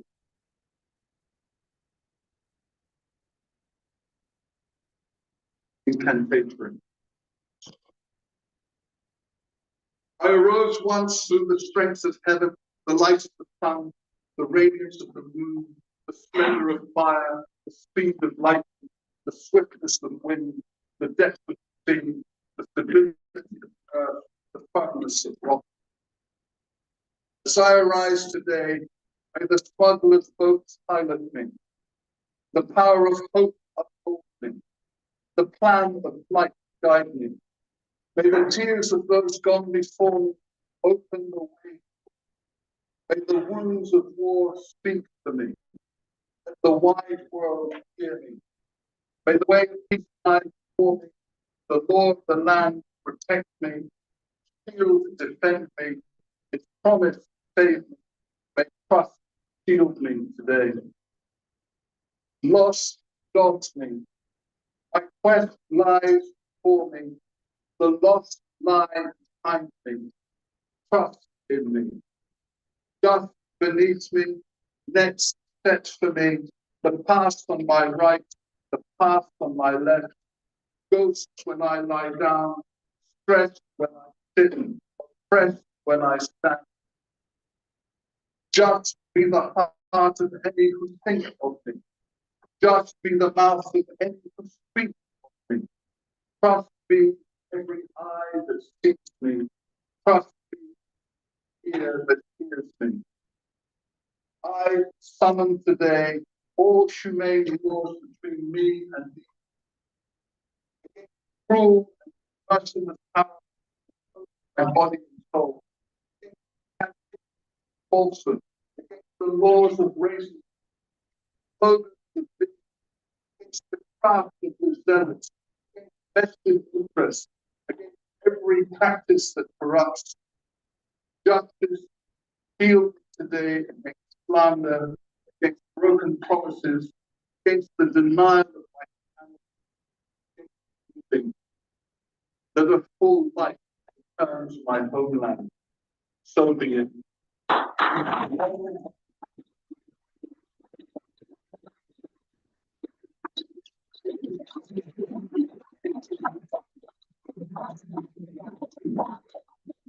Thank you, ladies and gentlemen. That was Poetic Interlude and Reflections by Anton Floyd. And being one in ecclesial reflection, when you reflect, you share with others the fruits of your reflection. So here are my fruits. 4 things. The first is I'm going to need to get your telephone number so that I can pass it on to my mom, who is also a literary major. And I'm sure by the time she hears all your reflections, your life stories, and all the different branches, she will let me loose and stop wondering about my confusions. That's number one. Number two is when you spoke Greek, unfortunately, the only words of Greek that I know is Kyrie eleison. And so when you spoke and we didn't understand, I was going to tell you after your presentation, on behalf of the people, same to you. But it's a good thing that you interpreted. Number three is the fact that everyone listening to you also have gained a lot of practical experience from the different experiences that you and your family had to go through to get you to where you are today. And it does give hope and help us to continue this journey of working to help our brothers, sisters who, for one reason or the other, find themselves in the same shoes a long time ago. So thank you very much for that wonderful presentation. Ladies and gentlemen, let's give it a hand.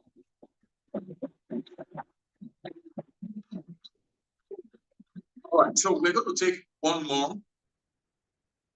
It's an observation, but I'd like to tell you that after this observation, we're going to have another important activity, which is lunch. So I'll crave your indulgence to please sit through this. We'll listen to this observation by Dr. Gillian. Why the cities of sanctuary are spaces of resilience, reflecting on Dublin.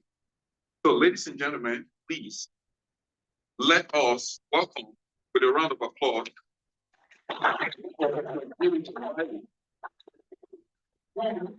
He's an associate professor and head of School of Religion at the Trinity College, Dublin.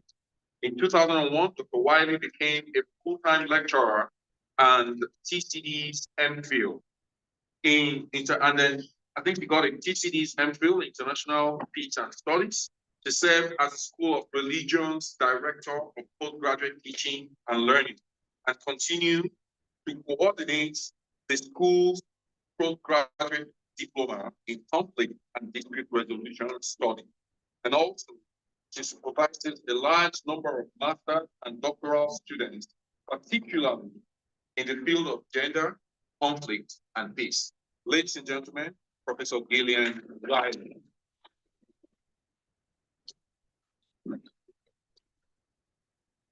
Thank you all. Thank you all very much.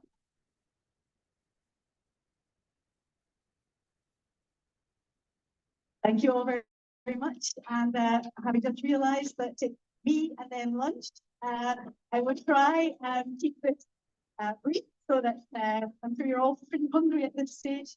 And so much interesting, uplifting material shared with us by all the speakers this morning.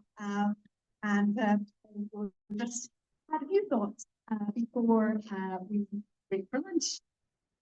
So my observation kept kind of changing a bit depending on my thoughts on the topic for today. So I know that the organizers, the National Association of Sea Dogs, were particularly keen that I should say something about the issue of human trafficking, because I have done research in that area. And then when I realized that the overarching topic was building resilient communities, I thought about the work that is being done across Ireland, in Dublin, in universities as well, about building places of sanctuary. So I ended up with kind of two talks in my head, and I've tried to link them. I don't know how successfully, but I will say a few words, and hopefully this will make some sense. Human displacement is at an all-time high. The United Nations High Commission for Refugees produces annual reports, and we can see that displacement of human beings is going up every year and has now reached a record high of 122.6 million. The one has been dropped off by a PowerPoint designer, which is not very clever. 122.6 million people are displaced currently in the world. Some are refugees, some are asylum seekers, some are people who are stateless, some are people who have been trafficked. A large proportion as well are people of Palestine who have been displaced since the 1940s. We know these numbers are going up. And we know the causes are very complex. So there are, when people are displaced, they may be displaced by conflict, by environment, by politics, by economic need. There are many ways in which people come to be pushed and pulled, as was said by a previous speaker, into situations where they find themselves being forcibly displaced. In this interesting group, Mr. Hines talked about having to understand that displacement, there may be some major push factors like conflict, but also when people move and how they move and where they move will be also created through micro-level decisions that they make themselves, or connections, meso-level connections that they have, social networks in the region they're in or in international diasporas, as well as the structural issues like conflict. So why people move is very complex. Why people decide eventually that they have to go.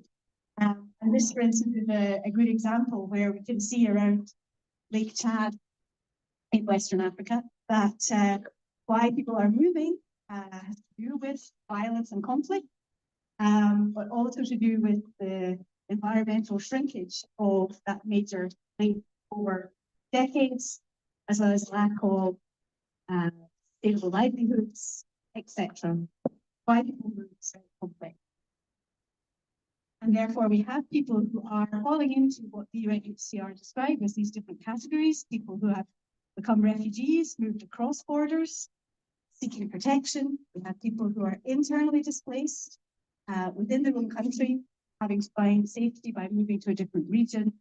And then there are people who have been fleeing because of economy, natural disasters, forcible movement under exploitative conditions of trafficked people, or people who are not recognized as having citizenship and belonging in the country where they have been born and becoming stateless.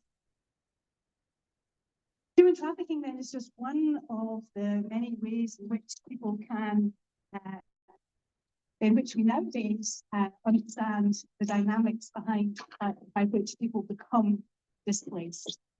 Human trafficking, as defined by the United Nations, involves which is recruitment of somebody and their movement by a means, by force or deception that people do not know the purpose for which they are being recruited, and that purpose will be exploitative.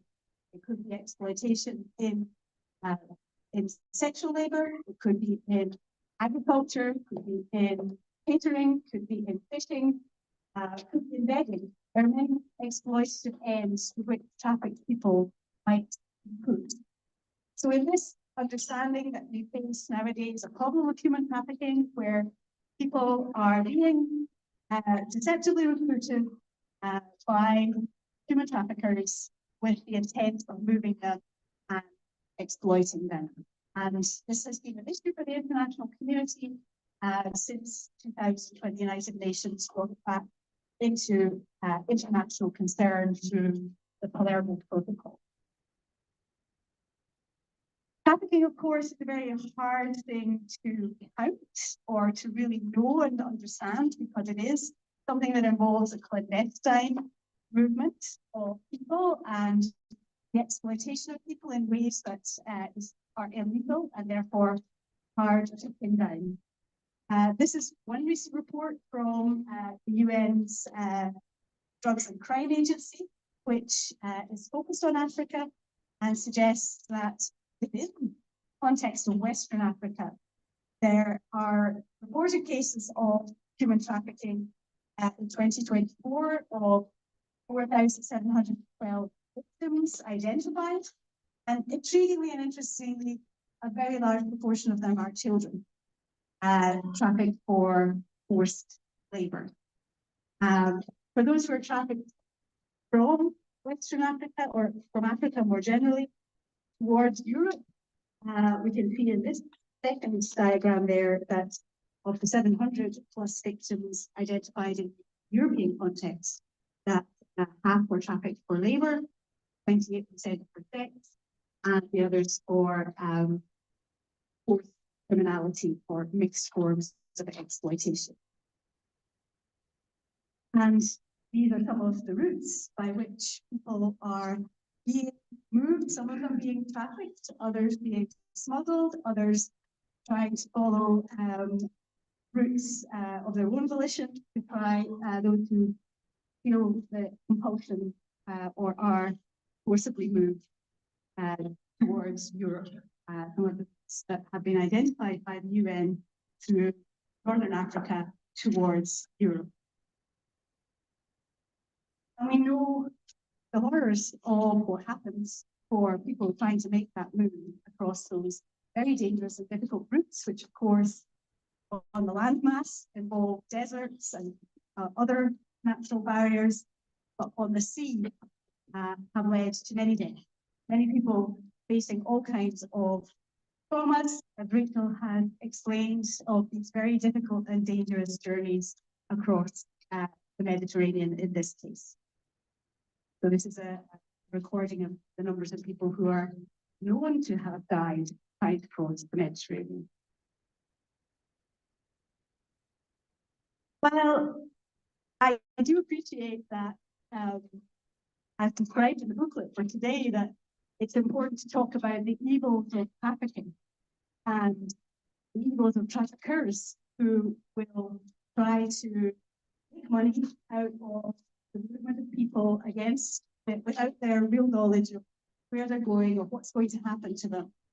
That these things are something to be condemned.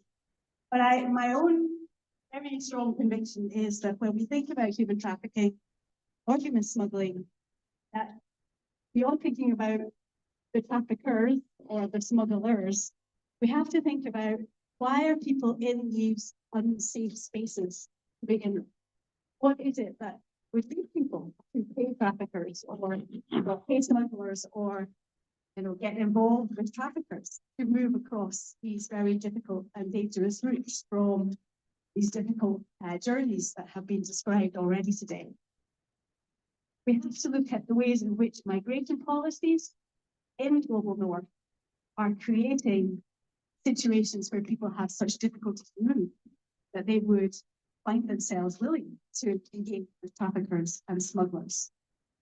So my own particular interest is in how we in the global north have created a situation of securitized, criminalized migration that makes it so hard for people to move and creates a demonization of migration that permits governments then to use policies to try to push people back across the Mediterranean, facing situations of greater danger and potential death. There's a wide, in academia, there's lots of work going on about this, and I put some examples there of books that I have found very helpful around the securitization of migration from the governments of global north. It's feeding into a populist politics, as we know. This is a picture from the UK from during the Brexit referendum. Nigel Farage, who has made a political career out of demonising and criminalising migration and pushing more mainstream political parties or mainstream political parties falling into his trap of having to tighten migration measures. And that's happening across many parts of the European context and to a great extent in the United States now as well, of course. And I think when we talk about human trafficking, it's very important to name this underpinning dimension of what creates situations like this. Anti-Slavery International, a long time ago, created this report where they called out this idea that there is a migration trafficking nexus, that when governments in the global north opine the existence of human trafficking, talk about the criminal traffickers and smugglers who must be tackled, imprisoned, etc. But to what extent do they use that language as a means of adding more legal and criminal network around border control? So I would think that sometimes we have to think not so much about the evil of trafficking, but the structural conditions that create possibility for trafficking and smuggling. So, in this context, this is where the second talk comes in, so the first talk, context where we have to look at how the politics of migration, politics surrounding migration have led to criminalization and securitization of migrants. And it's really interesting when we pass around those masks that Rachel shared with us, that one of the, or many of the sentiments on the outside, so how the young people think other people see them, people in the host society see them, the word criminal was there. But, young people might feel that they're seen as potential criminals because there has become this politicized association between migration and criminality. So in this situation of these problematic border politics and the impact it has on the lived experience of being a migrant, how do we build these cohesive, resilient communities that we aspire to in this conference and in our political and advocacy commitment? That picture there is one example of work being done by migrant communities themselves in Ireland to challenge the exclusionary politics around migration and asylum. This is the asylum seekers in Ireland, and we were very privileged to host their annual conference here in Trinity a couple of months ago.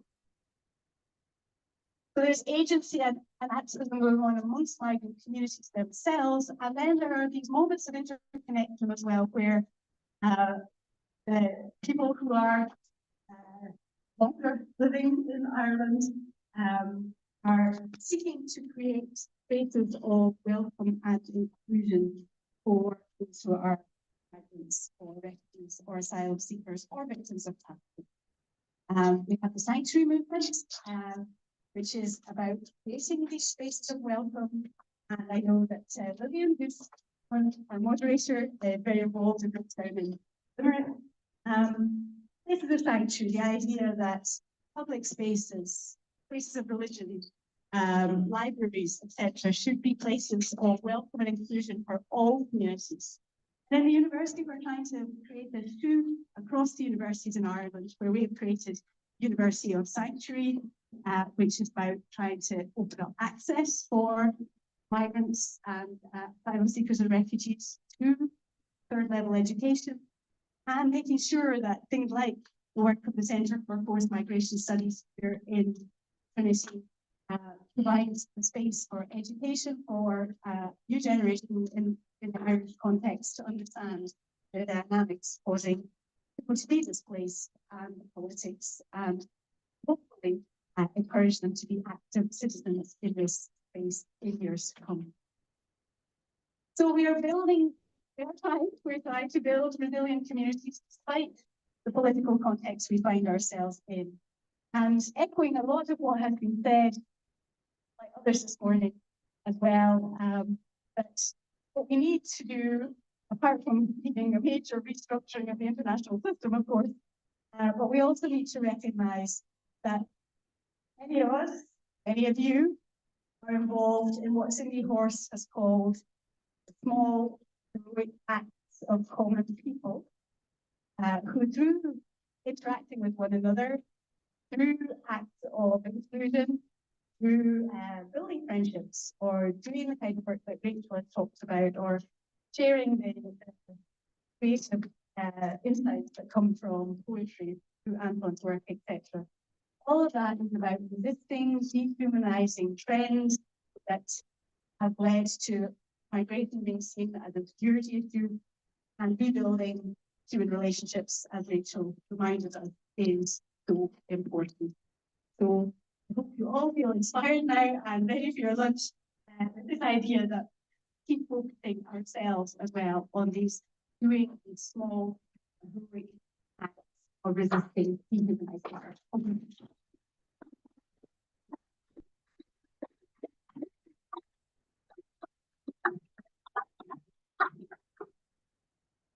Ladies and gentlemen, let us say another thank you with a round of applause to Dr. Wole. Inside the presentation and observation, and I think one key observation that we take away from here is that we do not only treat the symptoms, we should also pay attention to the cognitive factor. So even in healthcare, we're told that. So what we can try as much as possible to solve some of those causative factors, we will be able to indirectly begin to also treat, the symptomatic presentations of issues. And I'd like to say thank you very much for a wonderful presentation. And I know that we're going to another important part of this program, just a few ground rules. We are going to step out, and I'll crave your indulgence to please allow our distinguished guests to go first, then we will go after them. We are not allowed to eat in, the classroom. We found that the majority Nigerians here, so it's something that we're very used to eating in the classroom. So we will have more like a cocktail lunch outside there. And then I also want to crave your indulgence for us to make it as quickly as possible so that we can come back for another important part of this program, which is the discussion panel. We're going to talk about building resilient communities and migration. And we have a lot of distinguished discussants. So I crave your indulgence to please grab the lunch as quickly as possible and then come back here. So we'll give ourselves like 10 minutes. Okay. Like 10 minutes. Don't worry. I'm military. I know how to make guys eat in 10 minutes. As a drill sergeant, But anyway, we will be back here by 2 p.m. so that we can continue with the discussion. So, ladies and gentlemen, I'd like to call on distinguished guests to please lead the role to grab lunch. We'll quickly have it out there and be back here by 12 noon.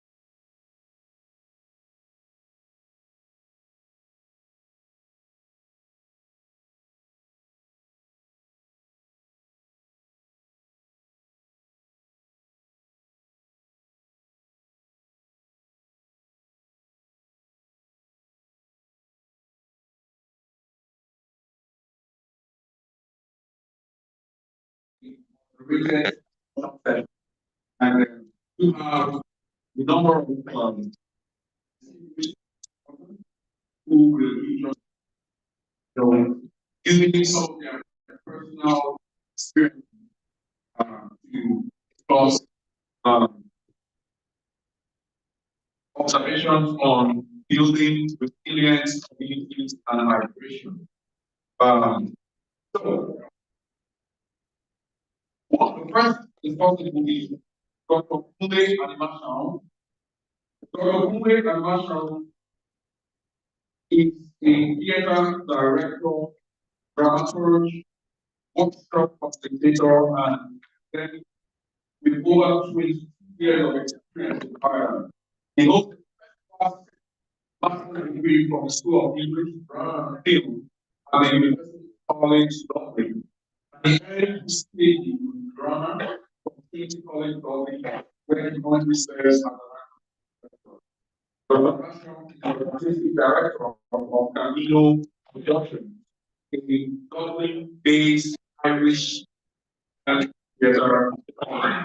Ladies and gentlemen, please let us give a round of applause to Dr. Wole and Marshall.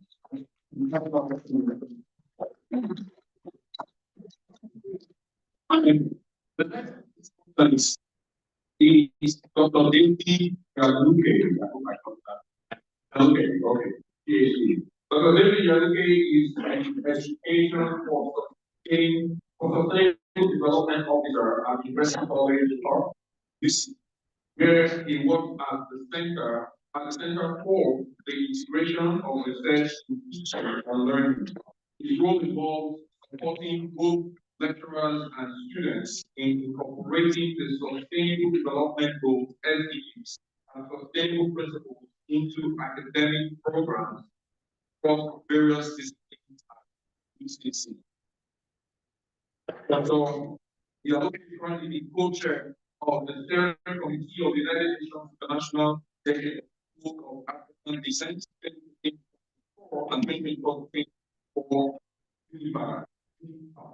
in Ireland. He also serves in the advisory board of Proudly Moving with Africa Scholars of Ireland. Ladies and gentlemen, please let us give a round of applause to Dr. David Yaluke, who is I also want to bring on Miss Angelica Sharigina. Miss Angelica Sharigina is the founder, a PhD researcher, and a Ministerial. Angelica is a policy advisor, researcher, and impact-driven entrepreneur. She's named among 30 under 30 Ireland, 7 emerging leaders in AI by the government of France, and the 130 women who changed the world. Angelica is a world studies graduate of King's College London. She's currently a PhD researcher at Trinity College Dublin. She combines academic and geopolitical expertise with hands-on experience in war zones.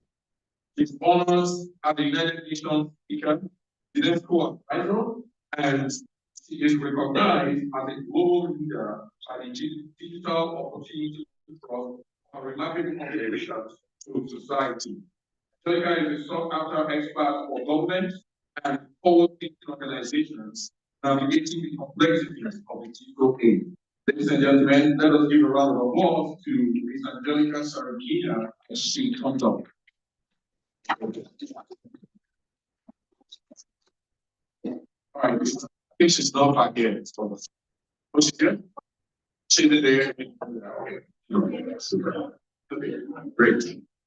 Okay, I'll go to the next one. We had already introduced to you the Deputy Mayor J.K. Olmere, who is currently Deputy Mayor of Lagos County Council, and he represents the Blanchardstown local government area, where he is also the chairperson of the team of 17 councillors in the Dublin 15 areas. Oh, I understand that he had to leave because he had pressing matters. Yeah. Oh, okay. Oh, okay. So I understand he's on his way out. Yes.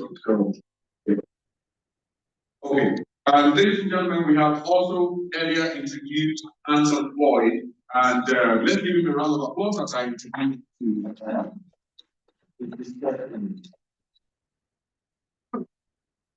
And earlier on, we had listened to the very exotic introduction given to our moderator for today. So I do not want to repeat it lest I make it less than what has been done. So ladies and gentlemen, let us give a round of applause for our one winning journalist and broadcaster, Dr. Ministerial, PhD, who will be demonstrating this program. Thank you very much. It's hard to follow the speaker, but I'm going to try. I will keep it really, really brief because I know we don't have a lot of time. But I'm also, while I'm a Cameroonian, reminded by the politics that are playing out on the internet. And Angelica, thank you for coming finally. It's really your area. There are many factors regarding the Wole election. And it's important to point out that there are some Nigerians who are not here today. And we start the chance because of your own political views and your understanding of who the man Wole Soyinka is. I wish I had the opportunity to be here and be able to ask those questions about his political views that seem to have changed. But we have heard a lot today. And really, I'm going to handle with a very quick and brief, sorry, gentlemen. I'm going to ask you, each of you, one question, and I would like for you to speak from your expert area in relation to that question. I will have a chance then for the audience, then answer. Hopefully, 30 minutes will be done. Right. So, Dr. Kinde, you were theater director, you're a former student of a particular institution. Today, we have heard about opening up the POPs to the United Nations in one man, to obviously our different voices. What would you say as a director is the best way to build a resilient community from a micro perspective?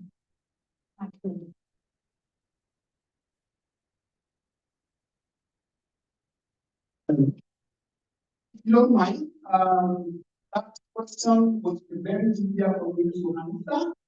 Of course, I was informed about this 5 months ago, and I have something today, and I'm thinking about 10 minutes. I've been instructed that only down to about 5 minutes. If you don't mind, I'll go back and my presentation from there. Taking confidence of the time, and I promise I'll be very ready. Do you have any presentations?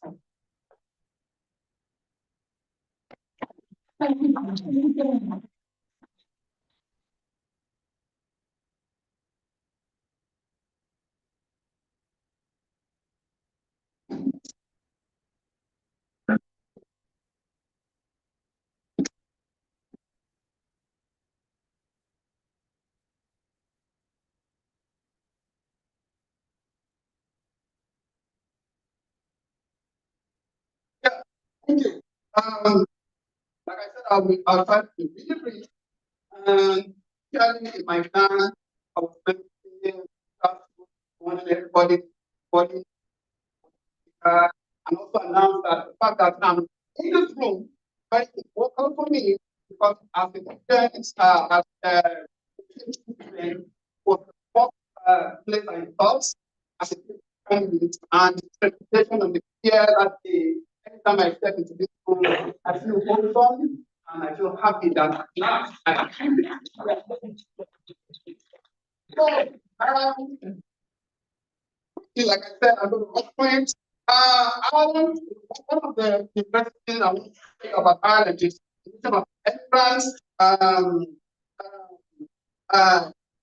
have undergone desperate experience in the past, over 800 years and never come to obligation, Lucky Sunday, just simple park. These are all the things that endear Thailand. And the nation of Thailand, with the year, Jim Joyce, Shibutani, with the Beckett, all of them, they are people that inspired me. I also take my time to learn about Irish mythology, Buddhism, Maktu, of course, the giant Conway, children of God, the Banshee, all are these things that as an immigrant get me to this beautiful country. Ireland is a nation that has got of immigrants for spreading ties, but I won't only say that ties, only religions have been through the hard work of many immigrants like me today. We talk about the challenge of migration, but the main challenge for me as an immigrant is representation. Lest we forget, when the first set of immigrants arrived in Ireland, were not given a chance. There were disastrous consequences for the country. But then fast forward, 25 years, you have savages roaming about. That was the way we were presented. That was the way they tried to cross the death and cross narrative. They say yes, they don't give us a chance. But what we have now, many people in this room that have achieved through hard work, through perseverance, and they have put something of their life. And children of immigrants are beginning to show what we said would happen. We have the likes of Adeleke, we have Stella Lampune, Gina Moses, Elizabeth Fundubi, Catherine Batunu, Chilo Ogwene, and Papa and Atinda, Mayaskopa Femi. These are these people that are our own children. And we are proud of that. I didn't mean we were not allowed to be here, part of the system. Others will not be enjoying that opportunity now. But let me forget. Let me forget. When first of all, all this in the tabloid newspaper was what we witnessed that time. But the 5th May, the flood gets open with new army formed the country. June 4th, 1997, riots which happened in Ireland is not a redress problem. Services overload as rescue. This flood continued.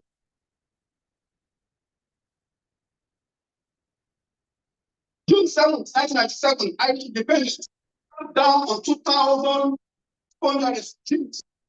The Irish Times, 1997, refugees flooding maternity hospital. September 2003, Irish Times, an uncountable number of Nigerians in Ireland, most native country has too many natural resources, oil and fraud. Remember that guy. Remember him very well. So that it becomes from this person, it comes from energy to want to subdue. Keep us punching ahead of many immigrants in the country. Remember, Jeremiah, 2008, and July, Irish independence. Africa is giving nothing to anyone apart from HIV. Remember, lest we forget. Lest we forget.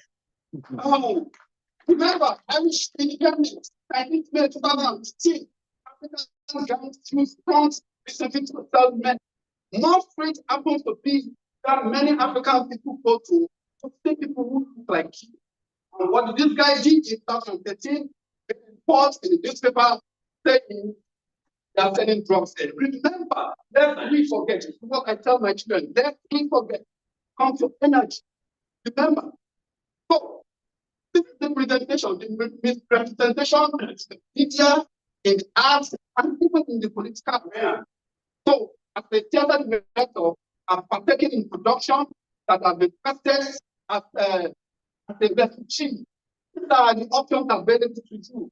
As a talent, no borders to live the translation, and then continue. There are lots of them. One exam is taken down. Remember, let's we forget. The politics. Remember, there is calling. The member of names who said he will not represent Africans any longer. Remember, and to bring it home for you recently, and this person eventually became the Minister of Agriculture, Minister of Agriculture in 2019, contract from government that Africans were coming to the end of the system. And understand how things like this would lead to the riots that happened from the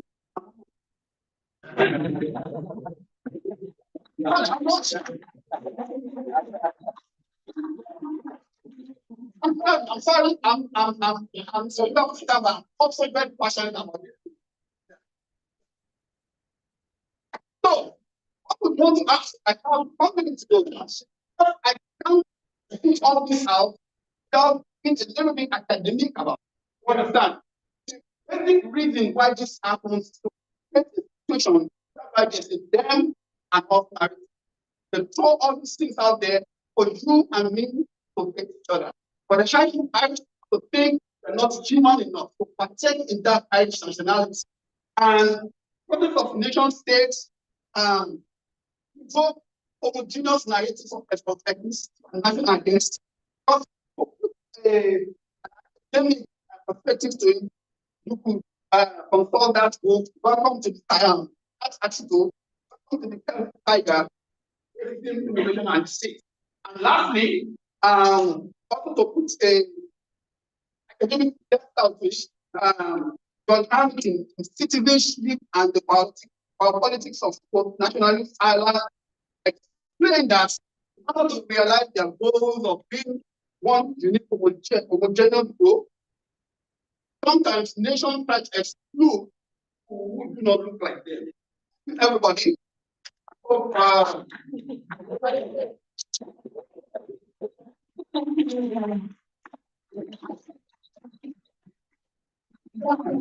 think we can put a mention.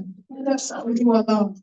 And give you 1 hour. I thought I was watching, but I am reading part of we have to rush you through, but I think that everyone can be like. I'm not really money. Not one person. I'm going to move to our next speaker. That's someone who wants to raise their hand. Okay. Great.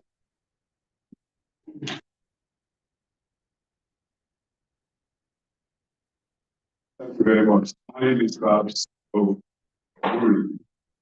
There's a thank you, Doctor, for your presentation. I feel the passion. Yeah? But there might be something you don't know about being pirates. Yeah? One, we're curious. Two, the most likely person to tell you an inconvenient issue. So there's a flip side to your presentation. The negative side will be against the Nigel Farage kind of community. I have a connection to Ireland. My son was born September 2001. And my question is this: what is that balance? But I remember that in 2001, the Irish community opened their borders in the in London. Yeah? And I know that when it comes to migration, what we normally discuss is the migration that the ones we respond to positively, the ones to do with people that are fleeing, as some of the speakers said. What we try not to do is the migrants, the economic migrants. My question is this: every migrant is an ambassador of their country. Yeah. So the flip side I want to bring in this. What about those people, those of us who came into, who opened their floodgates to us and decided to find what is the balance between you as an ambassador in a country? I know how it could be where, you know, the caricature would then be all those things that you love. Yes. When my son was going home to the hospital in St. James, the learning doctor there, doctor that looked after my wife, one of them was Nigerian. That was his first delivery. So my question is, what is the balance? How do you balance the bad actors against a government or a community then responding to that paradox or the caricaturing that paradox or as a representative of the. Thank you. Thank you for your question. I'm very like this. I would love that so long. One of your asking the question. But you understand the balance of someone. Over a month, I've been contacted today. Over a month, I've been here. It took me 9 years to get that. 4 years.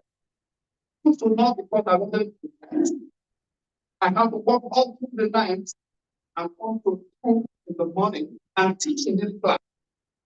Yes, I encountered many problems. Some of them are not of my own nature.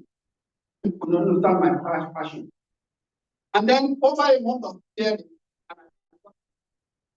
and I was only allotted 4 minutes. Understand? So from this cynical, understand the composure, your guiding, asking the question, and I'm on my boxes. That's what they like me, my brother.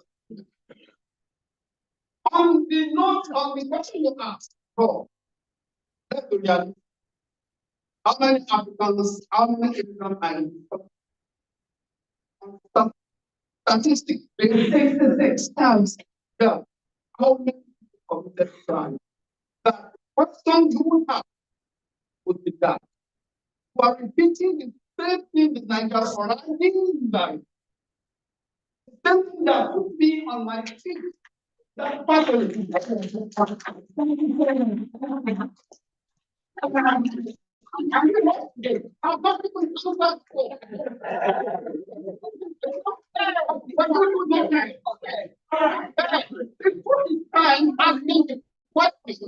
And for me to give a different answer, what's it meaning? I'm sorry.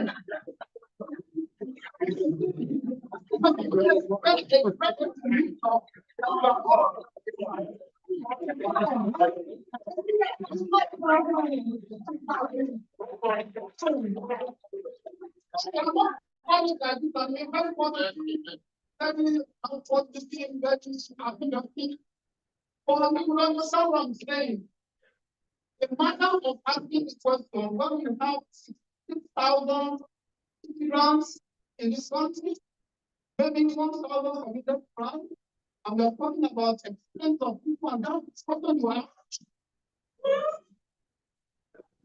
We have many people in this room that special that are fighting every day for voice of people like me to be heard. People that are doing really, really well, brother. Next time when you ask me questions, talk about those people. I just said I don't think that person will have to bad faith for Joanna. Well, all right. Well, thank you so much for that response. We also know that 66,000 Africans, and you're right, the crime rate committed by Africans. And can we say that the power shift in this country is so high? We talked about feminism, but that was so many years ago. If you look at the current status now, in Ireland, that is really encouraging, reiterating, and reinforcing racism, discrimination in the Irish language, based on a study of 4.9 million words in over 30 years. So there will be some of the things we hear. But I know that Dr. Yanuke, you've done a lot of work with but I know that you've done a lot of work with the African people of Africa. Business, in terms of enterprise, in terms of something. Where do you see human resilient community in terms of migration and Ireland? Thank you. So, yes, I put this in two contexts. The first one is what the UN is given us as people of African descent. That's meaning Africans in Africa, Africans who are here, and also anyone who is African heritage. the UN in 2015, they gave 10 years from 2015 to 2024 for all the countries to correct the mistakes they've been making about the people of African descent, about Africa and the people of African descent. And they gave that in two things. Thing number one is recognition. And they say, because of what happened in slavery, because of what happened in colonialism, and because of what continues to happen in neo-colonialism, and we are facing, all those times, they say recognition should be number one, the people of African descent.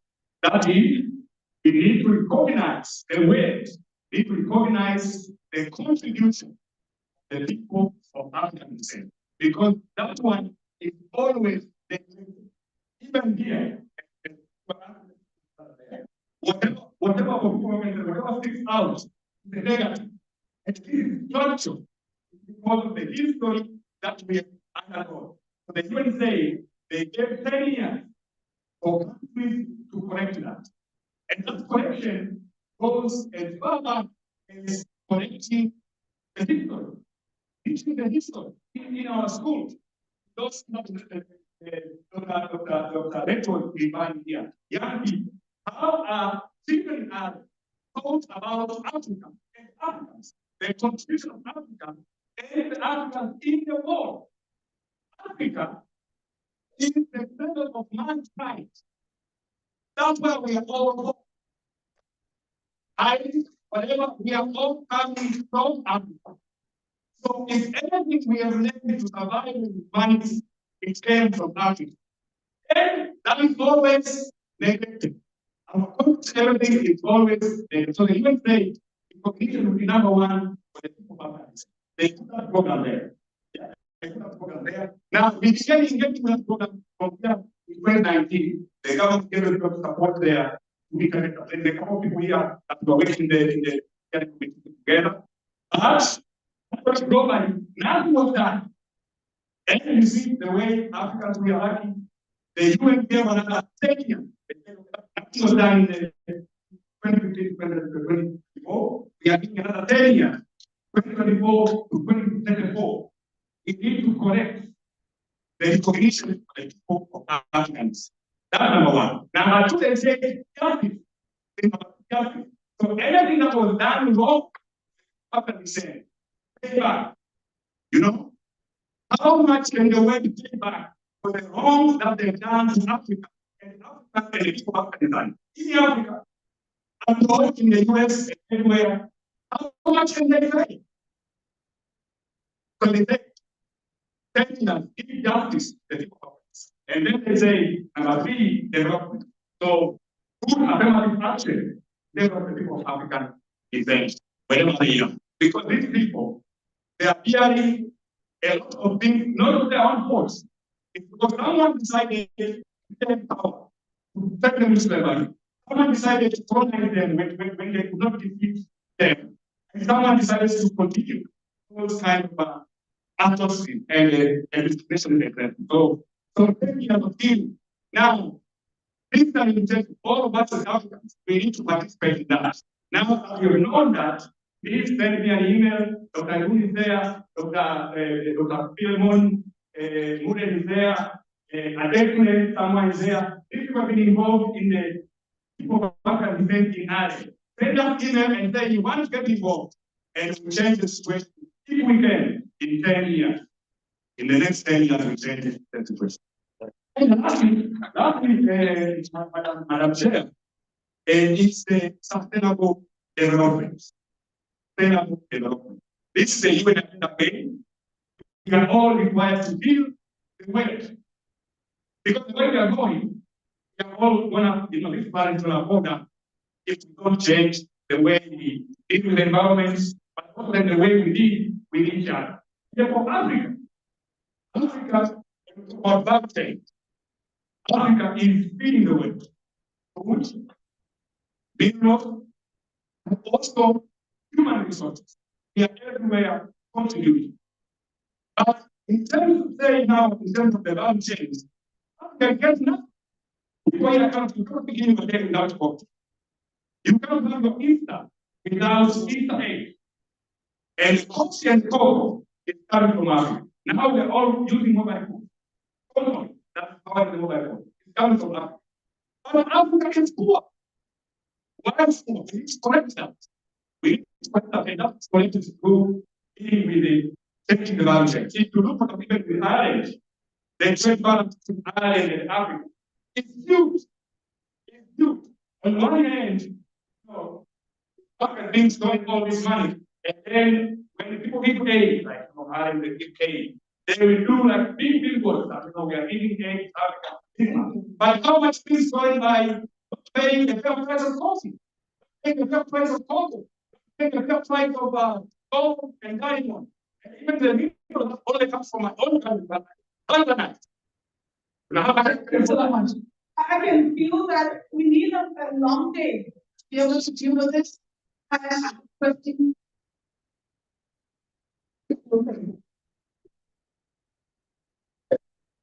Thank you very much. Well, we are looking Dr. Clayton Marshall. For a reason, celebrate monitoring and ideals, ideology. So, how can you guys leverage the Paris Conference who have their things here?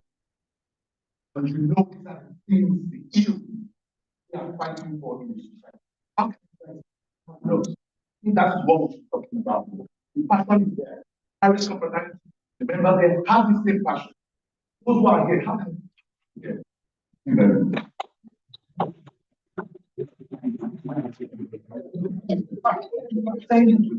Just 1 minute and I'm going to. So, if I begin,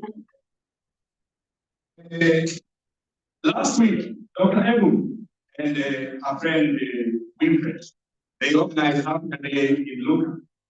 And I talk about Pan African. They invited me for fashion.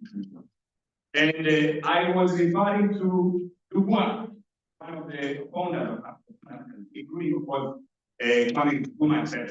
Now, what said, you know, they're in America. He said, hey, people of African descent, that were important blacks sometimes. People of African descent. It's not enough for you to be a man and a woman in this country. You have to be a citizen. You have to be a citizen. Not enough for you to be a man and a woman. You have to be a citizen. So now, all of us here, we are citizens of this country. We have to exercise our citizenship duty. We have to confront everyone, saying, you and the fellow citizens, you can't do that to me. You can't do that to our children. You can't do that to the people who like us. We have to exercise our citizenship. And I think that's one of the things that we will be also emphasizing as we with the interest we take in the coming year. And I think that there is opportunity there to link up with the CEO, because we need to activate those activities. We need to know. We can't be passive. Citizens are not passive. You are active. You talk about the politics. We have politics. We are citizens. We have the right. We have to take all the positions because we have the right to do that. Now you are citizens. Don't be like a refugee when you came here. You are a citizen now. Exercise your citizenship, duty, and responsibility and activity. Thank you so much.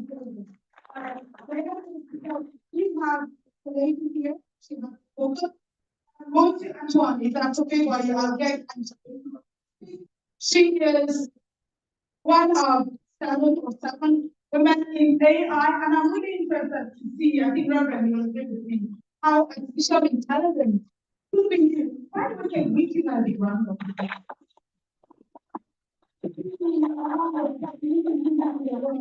so it doesn't happen overnight.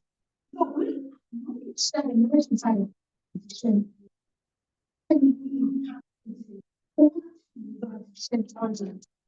to thank you so much for the time to be here. And I just wanted to continue on the brilliant speech. We have a very big problem that unites everyone. And that problem is climate change. And by 2050, there will be 1.2 billion refugees on the global arena because of the climate. And that is something that unites us all. My personal story, I'm Afghan and Ukrainian, and I do have experience of working in war zones. Also, I have experience in Ireland. I came here, I was 27th of February 2027, so it was really recent for me. And I do believe, I agree with what you were saying, but I do believe as people that are under temporary protection, who are currently fleeing conflicts or any type of war zone, they still need to exercise their power, always, and never wait for their status or any other things, because this is going to be something that the world will judge you. Just because they are refugees or have a potentially difficult status doesn't mean that they don't have power, and it doesn't mean that they shouldn't be vocal about it. Of course, we have certain privileges, certain pastors have certain privileges, but I do believe that work has no color, race, or creed, and we absolutely must unite in a bigger problem that is in front of us. And when we're talking about artificial intelligence, usually one of those things that we're not talking about is how it's being recognized as we are here. So all there, we remain the same, but propaganda is now breaking through AI tools. And today we saw some really powerful examples of what right-wing propaganda is doing and how it portrays migrants in a terrible way. But now artificial intelligence is being used by bad actors. And the way it works, I'm sure there are many in the audience that understand it. They are trained by data sets. They are already embedded in bias, racist, and discrimination. So what we see now, we see that a lot of our world that's already biased, but then we see systems, they are actually teach every single sector in the world. And that would lead to even more bias and more discrimination and even more hatred. And what has been happening recently, all this right-wing movement, and I've been following this even as part of my PhD, I'm looking into disinformation and strategy, how we stop those bad actors, and also as my civil engagement, different organizations, I'm very concerned because these are new weapons and no one is talking about it because big tech doesn't want to take accountability and governments don't know what to do yet with this because it's so new. And what is going to happen is that it's going to be upon community that we are here, a community of people that actually care about those issues that will inform and reinforce justice among one another. So I do believe that the power of communities can never be undermined, and the trusted networks in a world where discrimination, racism, gender bias is going to fuel with the rise of new weapons, with the rise of new systems that are only going to amplify that. So that's why the power of community is there, and we absolutely have to hold accountability in terms of how we represent each other in our communities. I have the honor to, I have the honor, right? This is a really, really weird way to say it. I have the honor to be a refugee, that's the way I would say it. And when I was fleeing the conflict, when I was helping others, 12 and tell this call for Afghanistan, when the war in Ukraine started, I realized that our community, our trusted network, something that is most important in times of fight. Like in Bingo here, it's number one, I would say, resource that you have the community that surrounds you. And at times of those crises, we need evacuation, we need humanitarian support, we need to know where to stay orders. We need to realize, I'm sure many of the people in this audience remember this. That's what they like, power needs. When we have one question for question.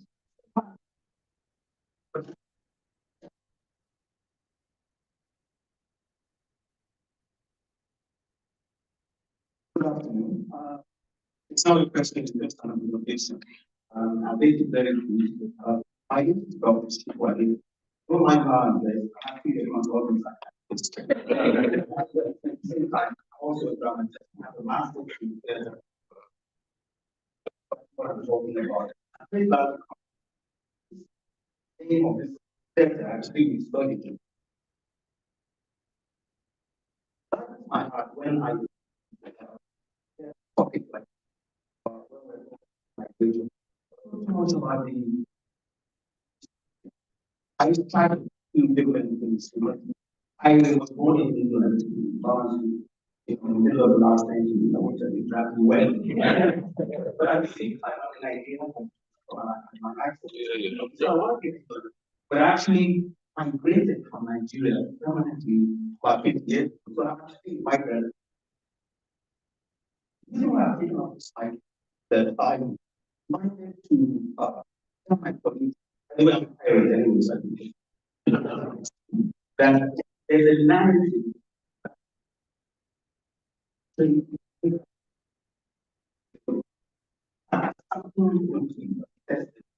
see all over the world. I don't want to talk about that. We see it, you know, in Western Europe and even in my country, who is black Nigeria, one of my national.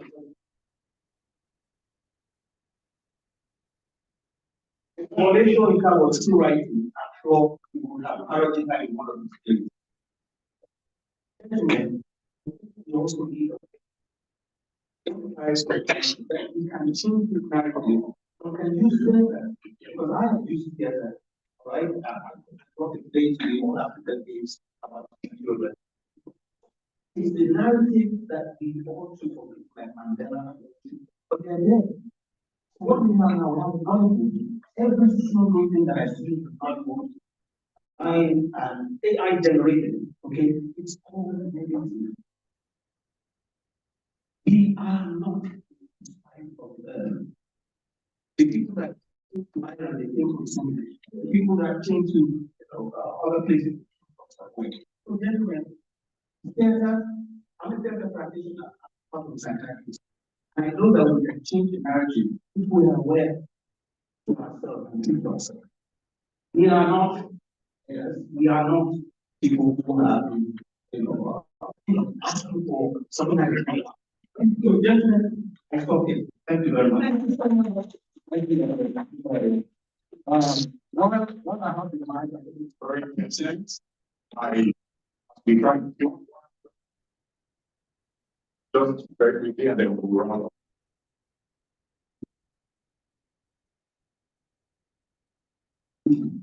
Question is to distinguish the president.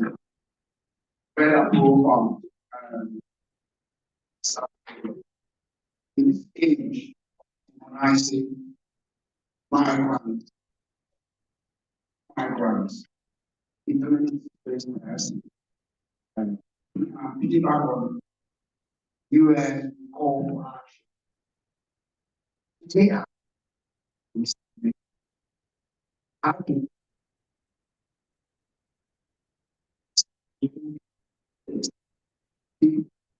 who have been jailed. So, war, fasting, war, so it's difficult. We are all part. How do we from the legal perspective or spread? Thank you so much, Sister. Thank you, that was incredible. I don't have one answer to that because the problem is so big. We need this collaboration and different stakeholders. Number one is policymakers. So we need the protection for communities on the governmental level. then, as you mentioned, the psychological safe space. And this is something very difficult to create because not so many people realize the trauma, not so many people understand what it is, and it's very difficult to in this world, like it amplifies already biased situation where people have this narrative that they don't trust just because the media import that and AI is going to be the same now. I really feel like this is a question that needs to be answered by government, big tech, and also civil societies together, because what we need to do is accountability and it's lifting. But in the AI world at the moment, I'm sure many of you know this, it's being used an algorithm to send drones without human oversight. So even to your question, we have a situation where certain countries are being used as more experimental zones with AI where they don't need even a general commander or an officer. So what we need, we don't even have protection of people in that place. What we need with AI, we need to first of all demand our rights at the moment. There's a new space where the human rights needs to be advocated and legislation must happen. So I do believe that as a community, we can demand that. And as we are made of workers, we can protect ourselves through trusted networks. When you see any kind of misinformation, you don't just send it. We don't share, oh, this is information.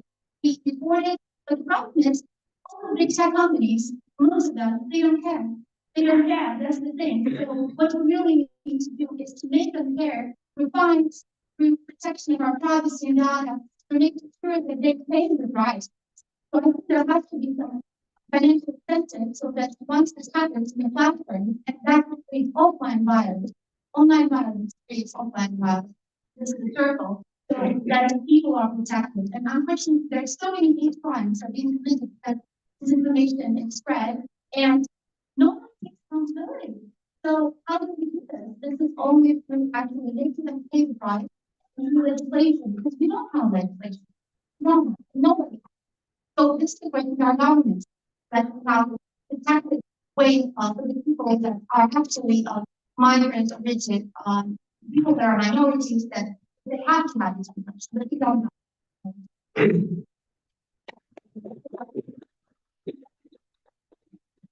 I think you want to ask that, especially in relation to one person that was asked about me and how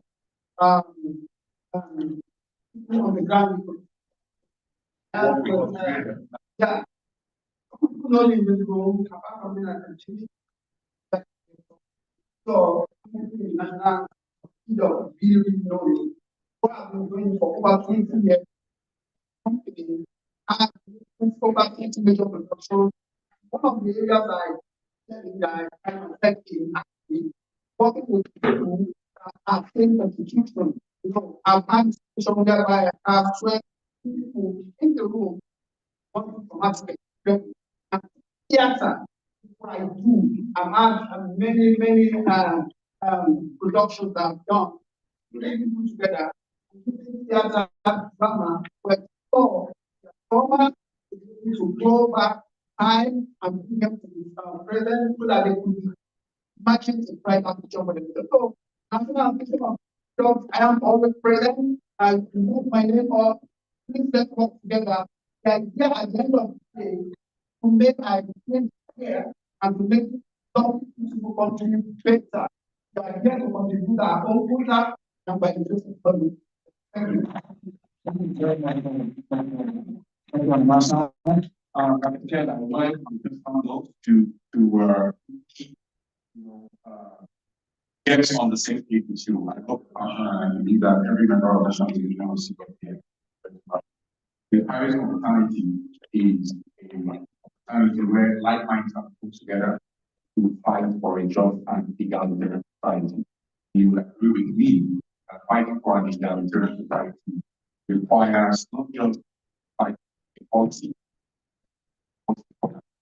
One of the things that we work with is on the background of the equity. So having said that background, we work with very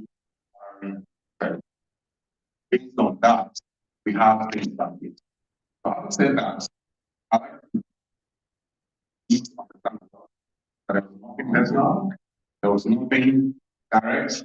We were basically fighting for the ability of people, looking at the time.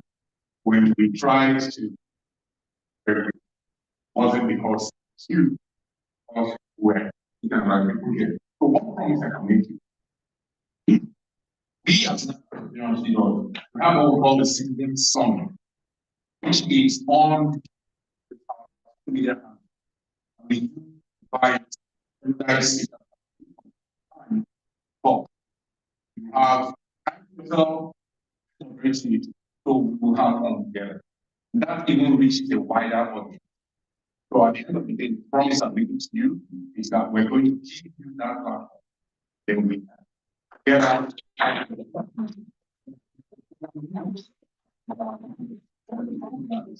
You understand? Thank you very much. The role of the reverend in the house. So much reverend. I know that all have questions. I'm sure just because we're coming up to be like 10 minutes past, I know you're so passionately about future. So in a few months, what would you say was the greatest takeaway in your life mission story?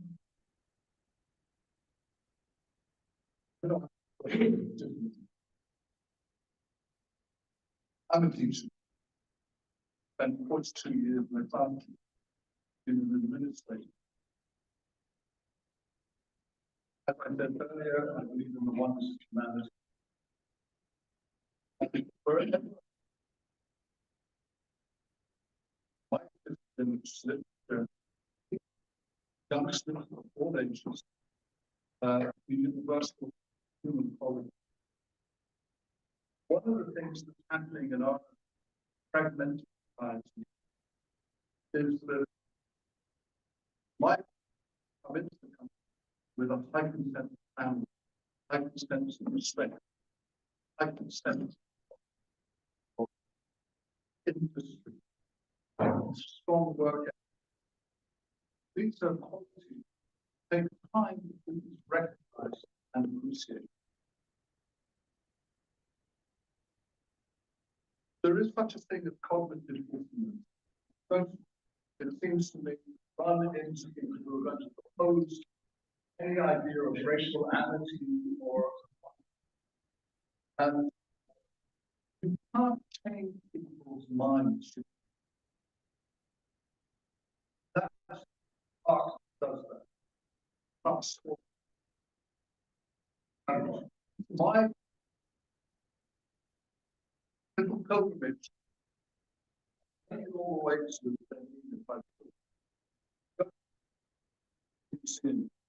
the Benin bronze, which are masterpieces of application.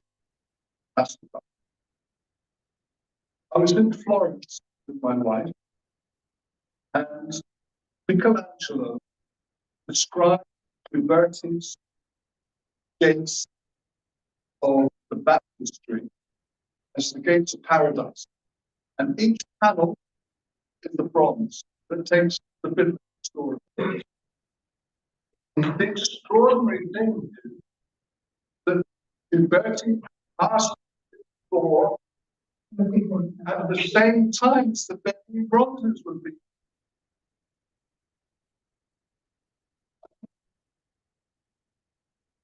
The last thing to say is that if the windows of my eye,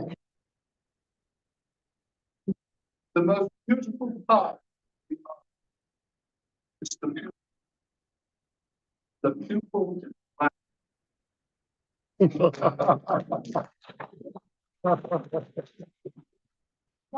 part was very beautiful. And just to say, earlier in the day, Anton and I were having this is the first on earth to receive blood transfusion after entirely of 70 years. So, on my own studies, I came across Limerick, Waterford, and Dublin as three cities in Ireland when slave trade was present. There's been a lot of denial about Irish born. However, the passage of slaves does not necessarily mean that Ireland is involved in slavery. It left an indelible mark. It made the Irish and superior, superior to the white English, and made them superior to missionary countries, i.e., African. And because of that superiority, some Irish people now have the markers of superiority over.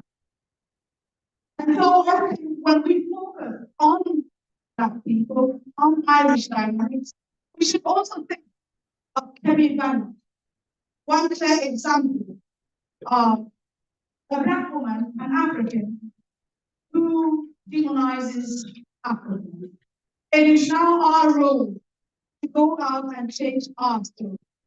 It's not for anyone else to change the story, it's for us to change the story. And so I thought just this kind of moderation. Thank you, Dr. Pullman, Dr. Monica, and Dr. Pullman. Thank you so much. Thank you very much. Standing ovation to our panelists.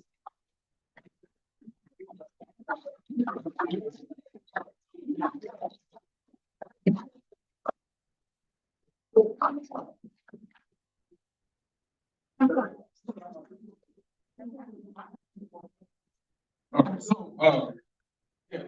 Ladies and gentlemen. Please again, let's give a round of applause to all panelists and we definitely there. I have a lot of space on so we like to have different teams also. This is trying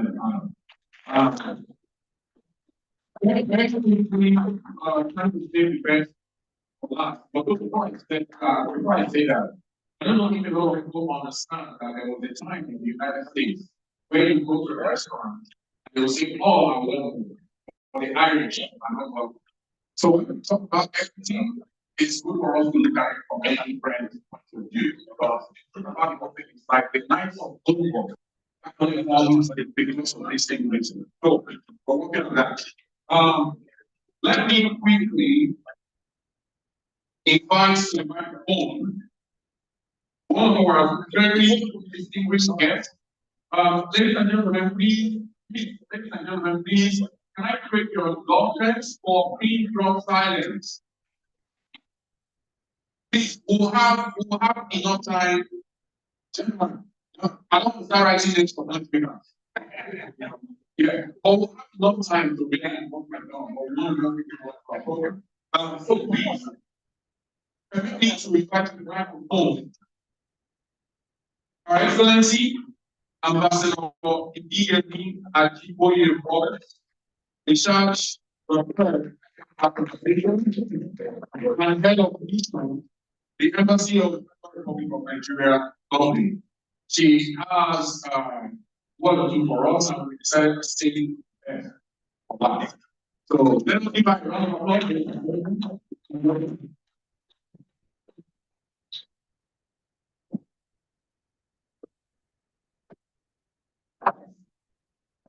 Distinguished ladies and gentlemen, it's a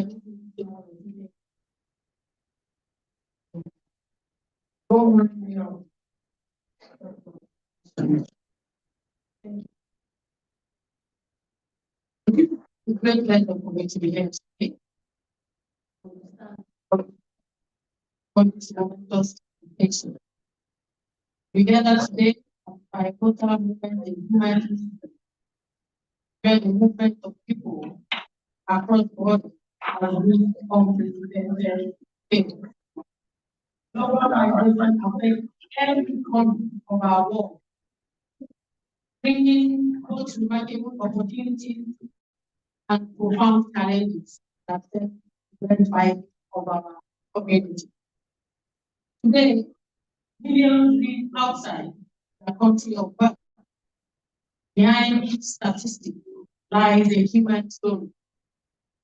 Families in safety, individuals pursuing dreams, communities displaced by conflicts or climate change. This movement is not fundamental about human dignity and our collective future. And we don't present complex challenges that require honest acknowledgement.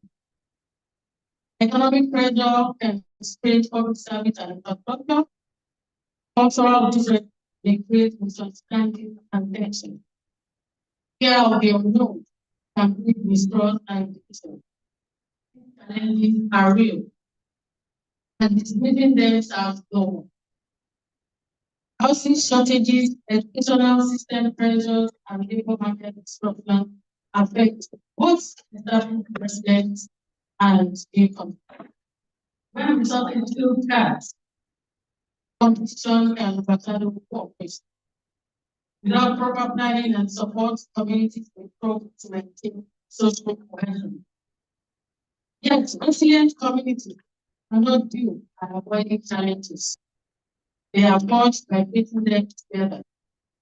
True community strength emerges from our ability to adapt, learn, and grow stronger through adversity. Resilient communities share certain characteristics. They invest in education and integration programs. They create space for meaningful interaction between different groups. And they recognize diversity when properly harnessed becomes a source of innovation and growth. The path forward requires us to move beyond simple narratives of burden or benefits. Instead, we must focus on practical solutions that serve everyone's interests. This means investing in economic pathways that benefit both newcomers and establishment.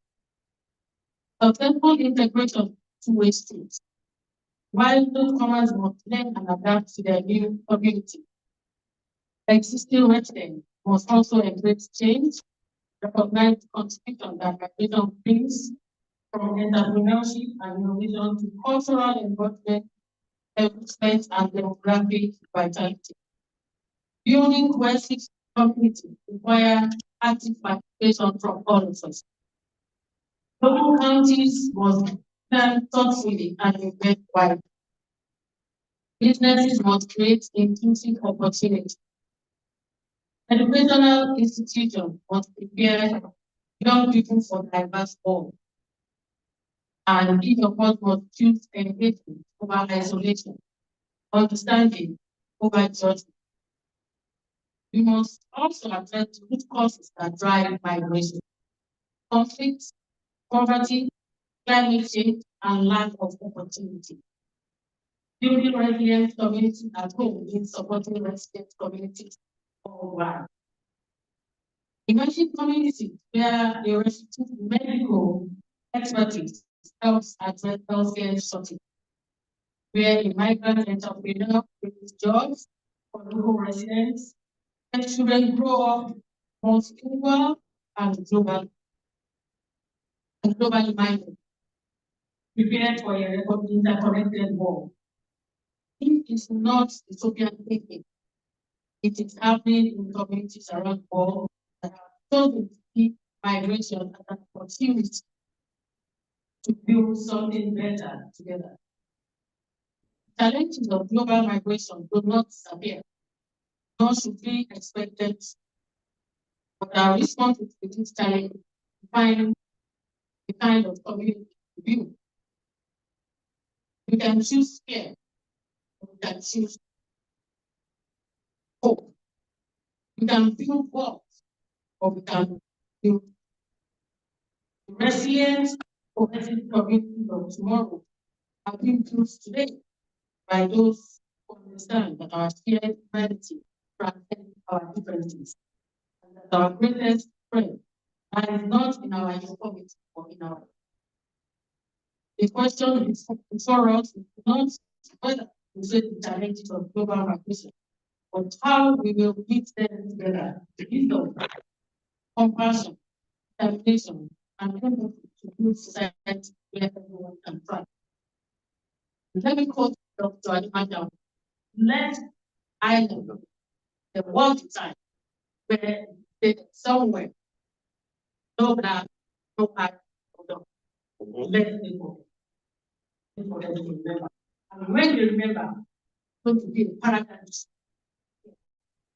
in the attitude of high government, policy over that. Thank you.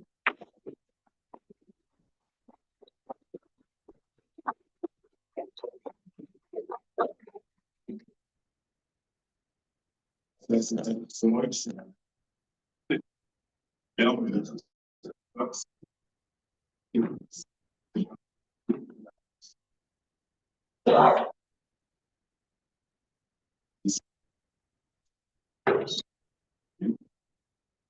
Thank you so much. Yeah. Thank you. Thank you.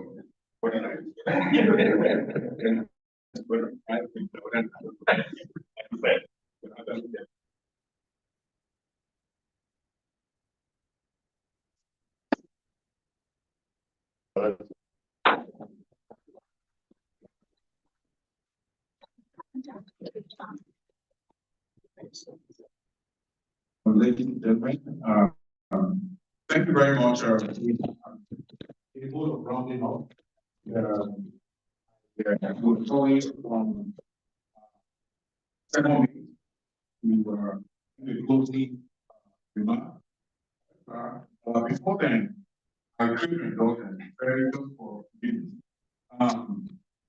We have a brother who himself was an artistic mentor who last year in the same event at York was the coordinator of the World Soyinka. Today, with us.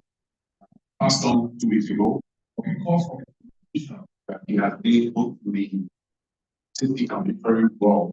And those I want to believe the government serve in moments of silence for rest, whatever we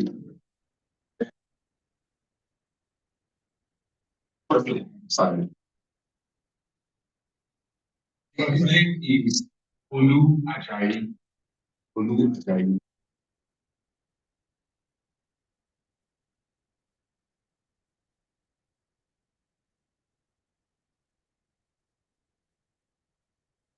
The soul Ajayi finds his eternity. Amen. A woman. About to the monk and second week for his closure remark. Yeah.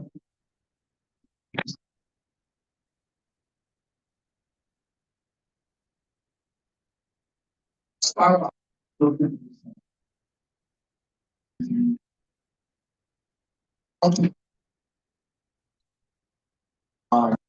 So the two things. The reality from the happy person, information, and everyone is necessary.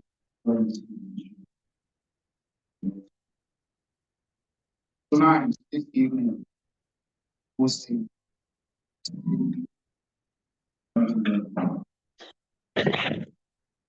fundraising event, so-called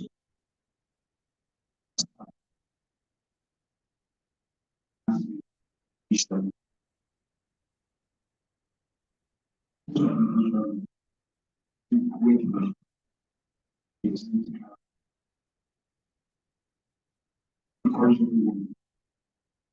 Violence.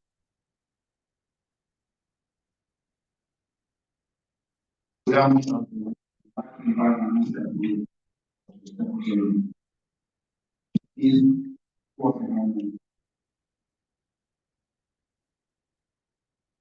as president calling our faith.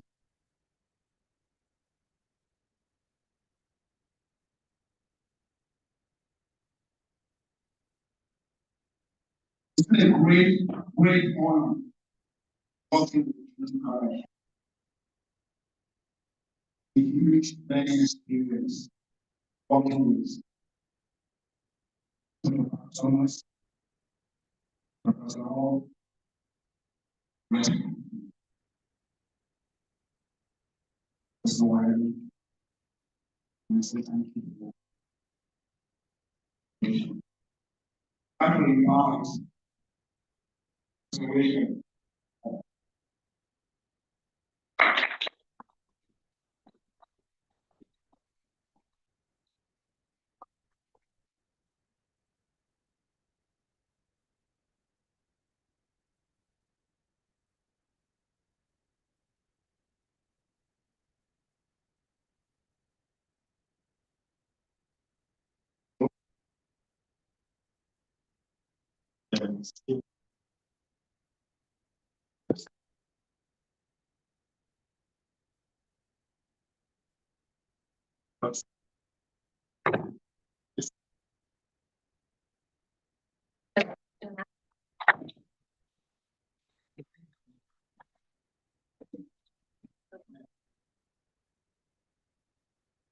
And I have a question, how do you jump?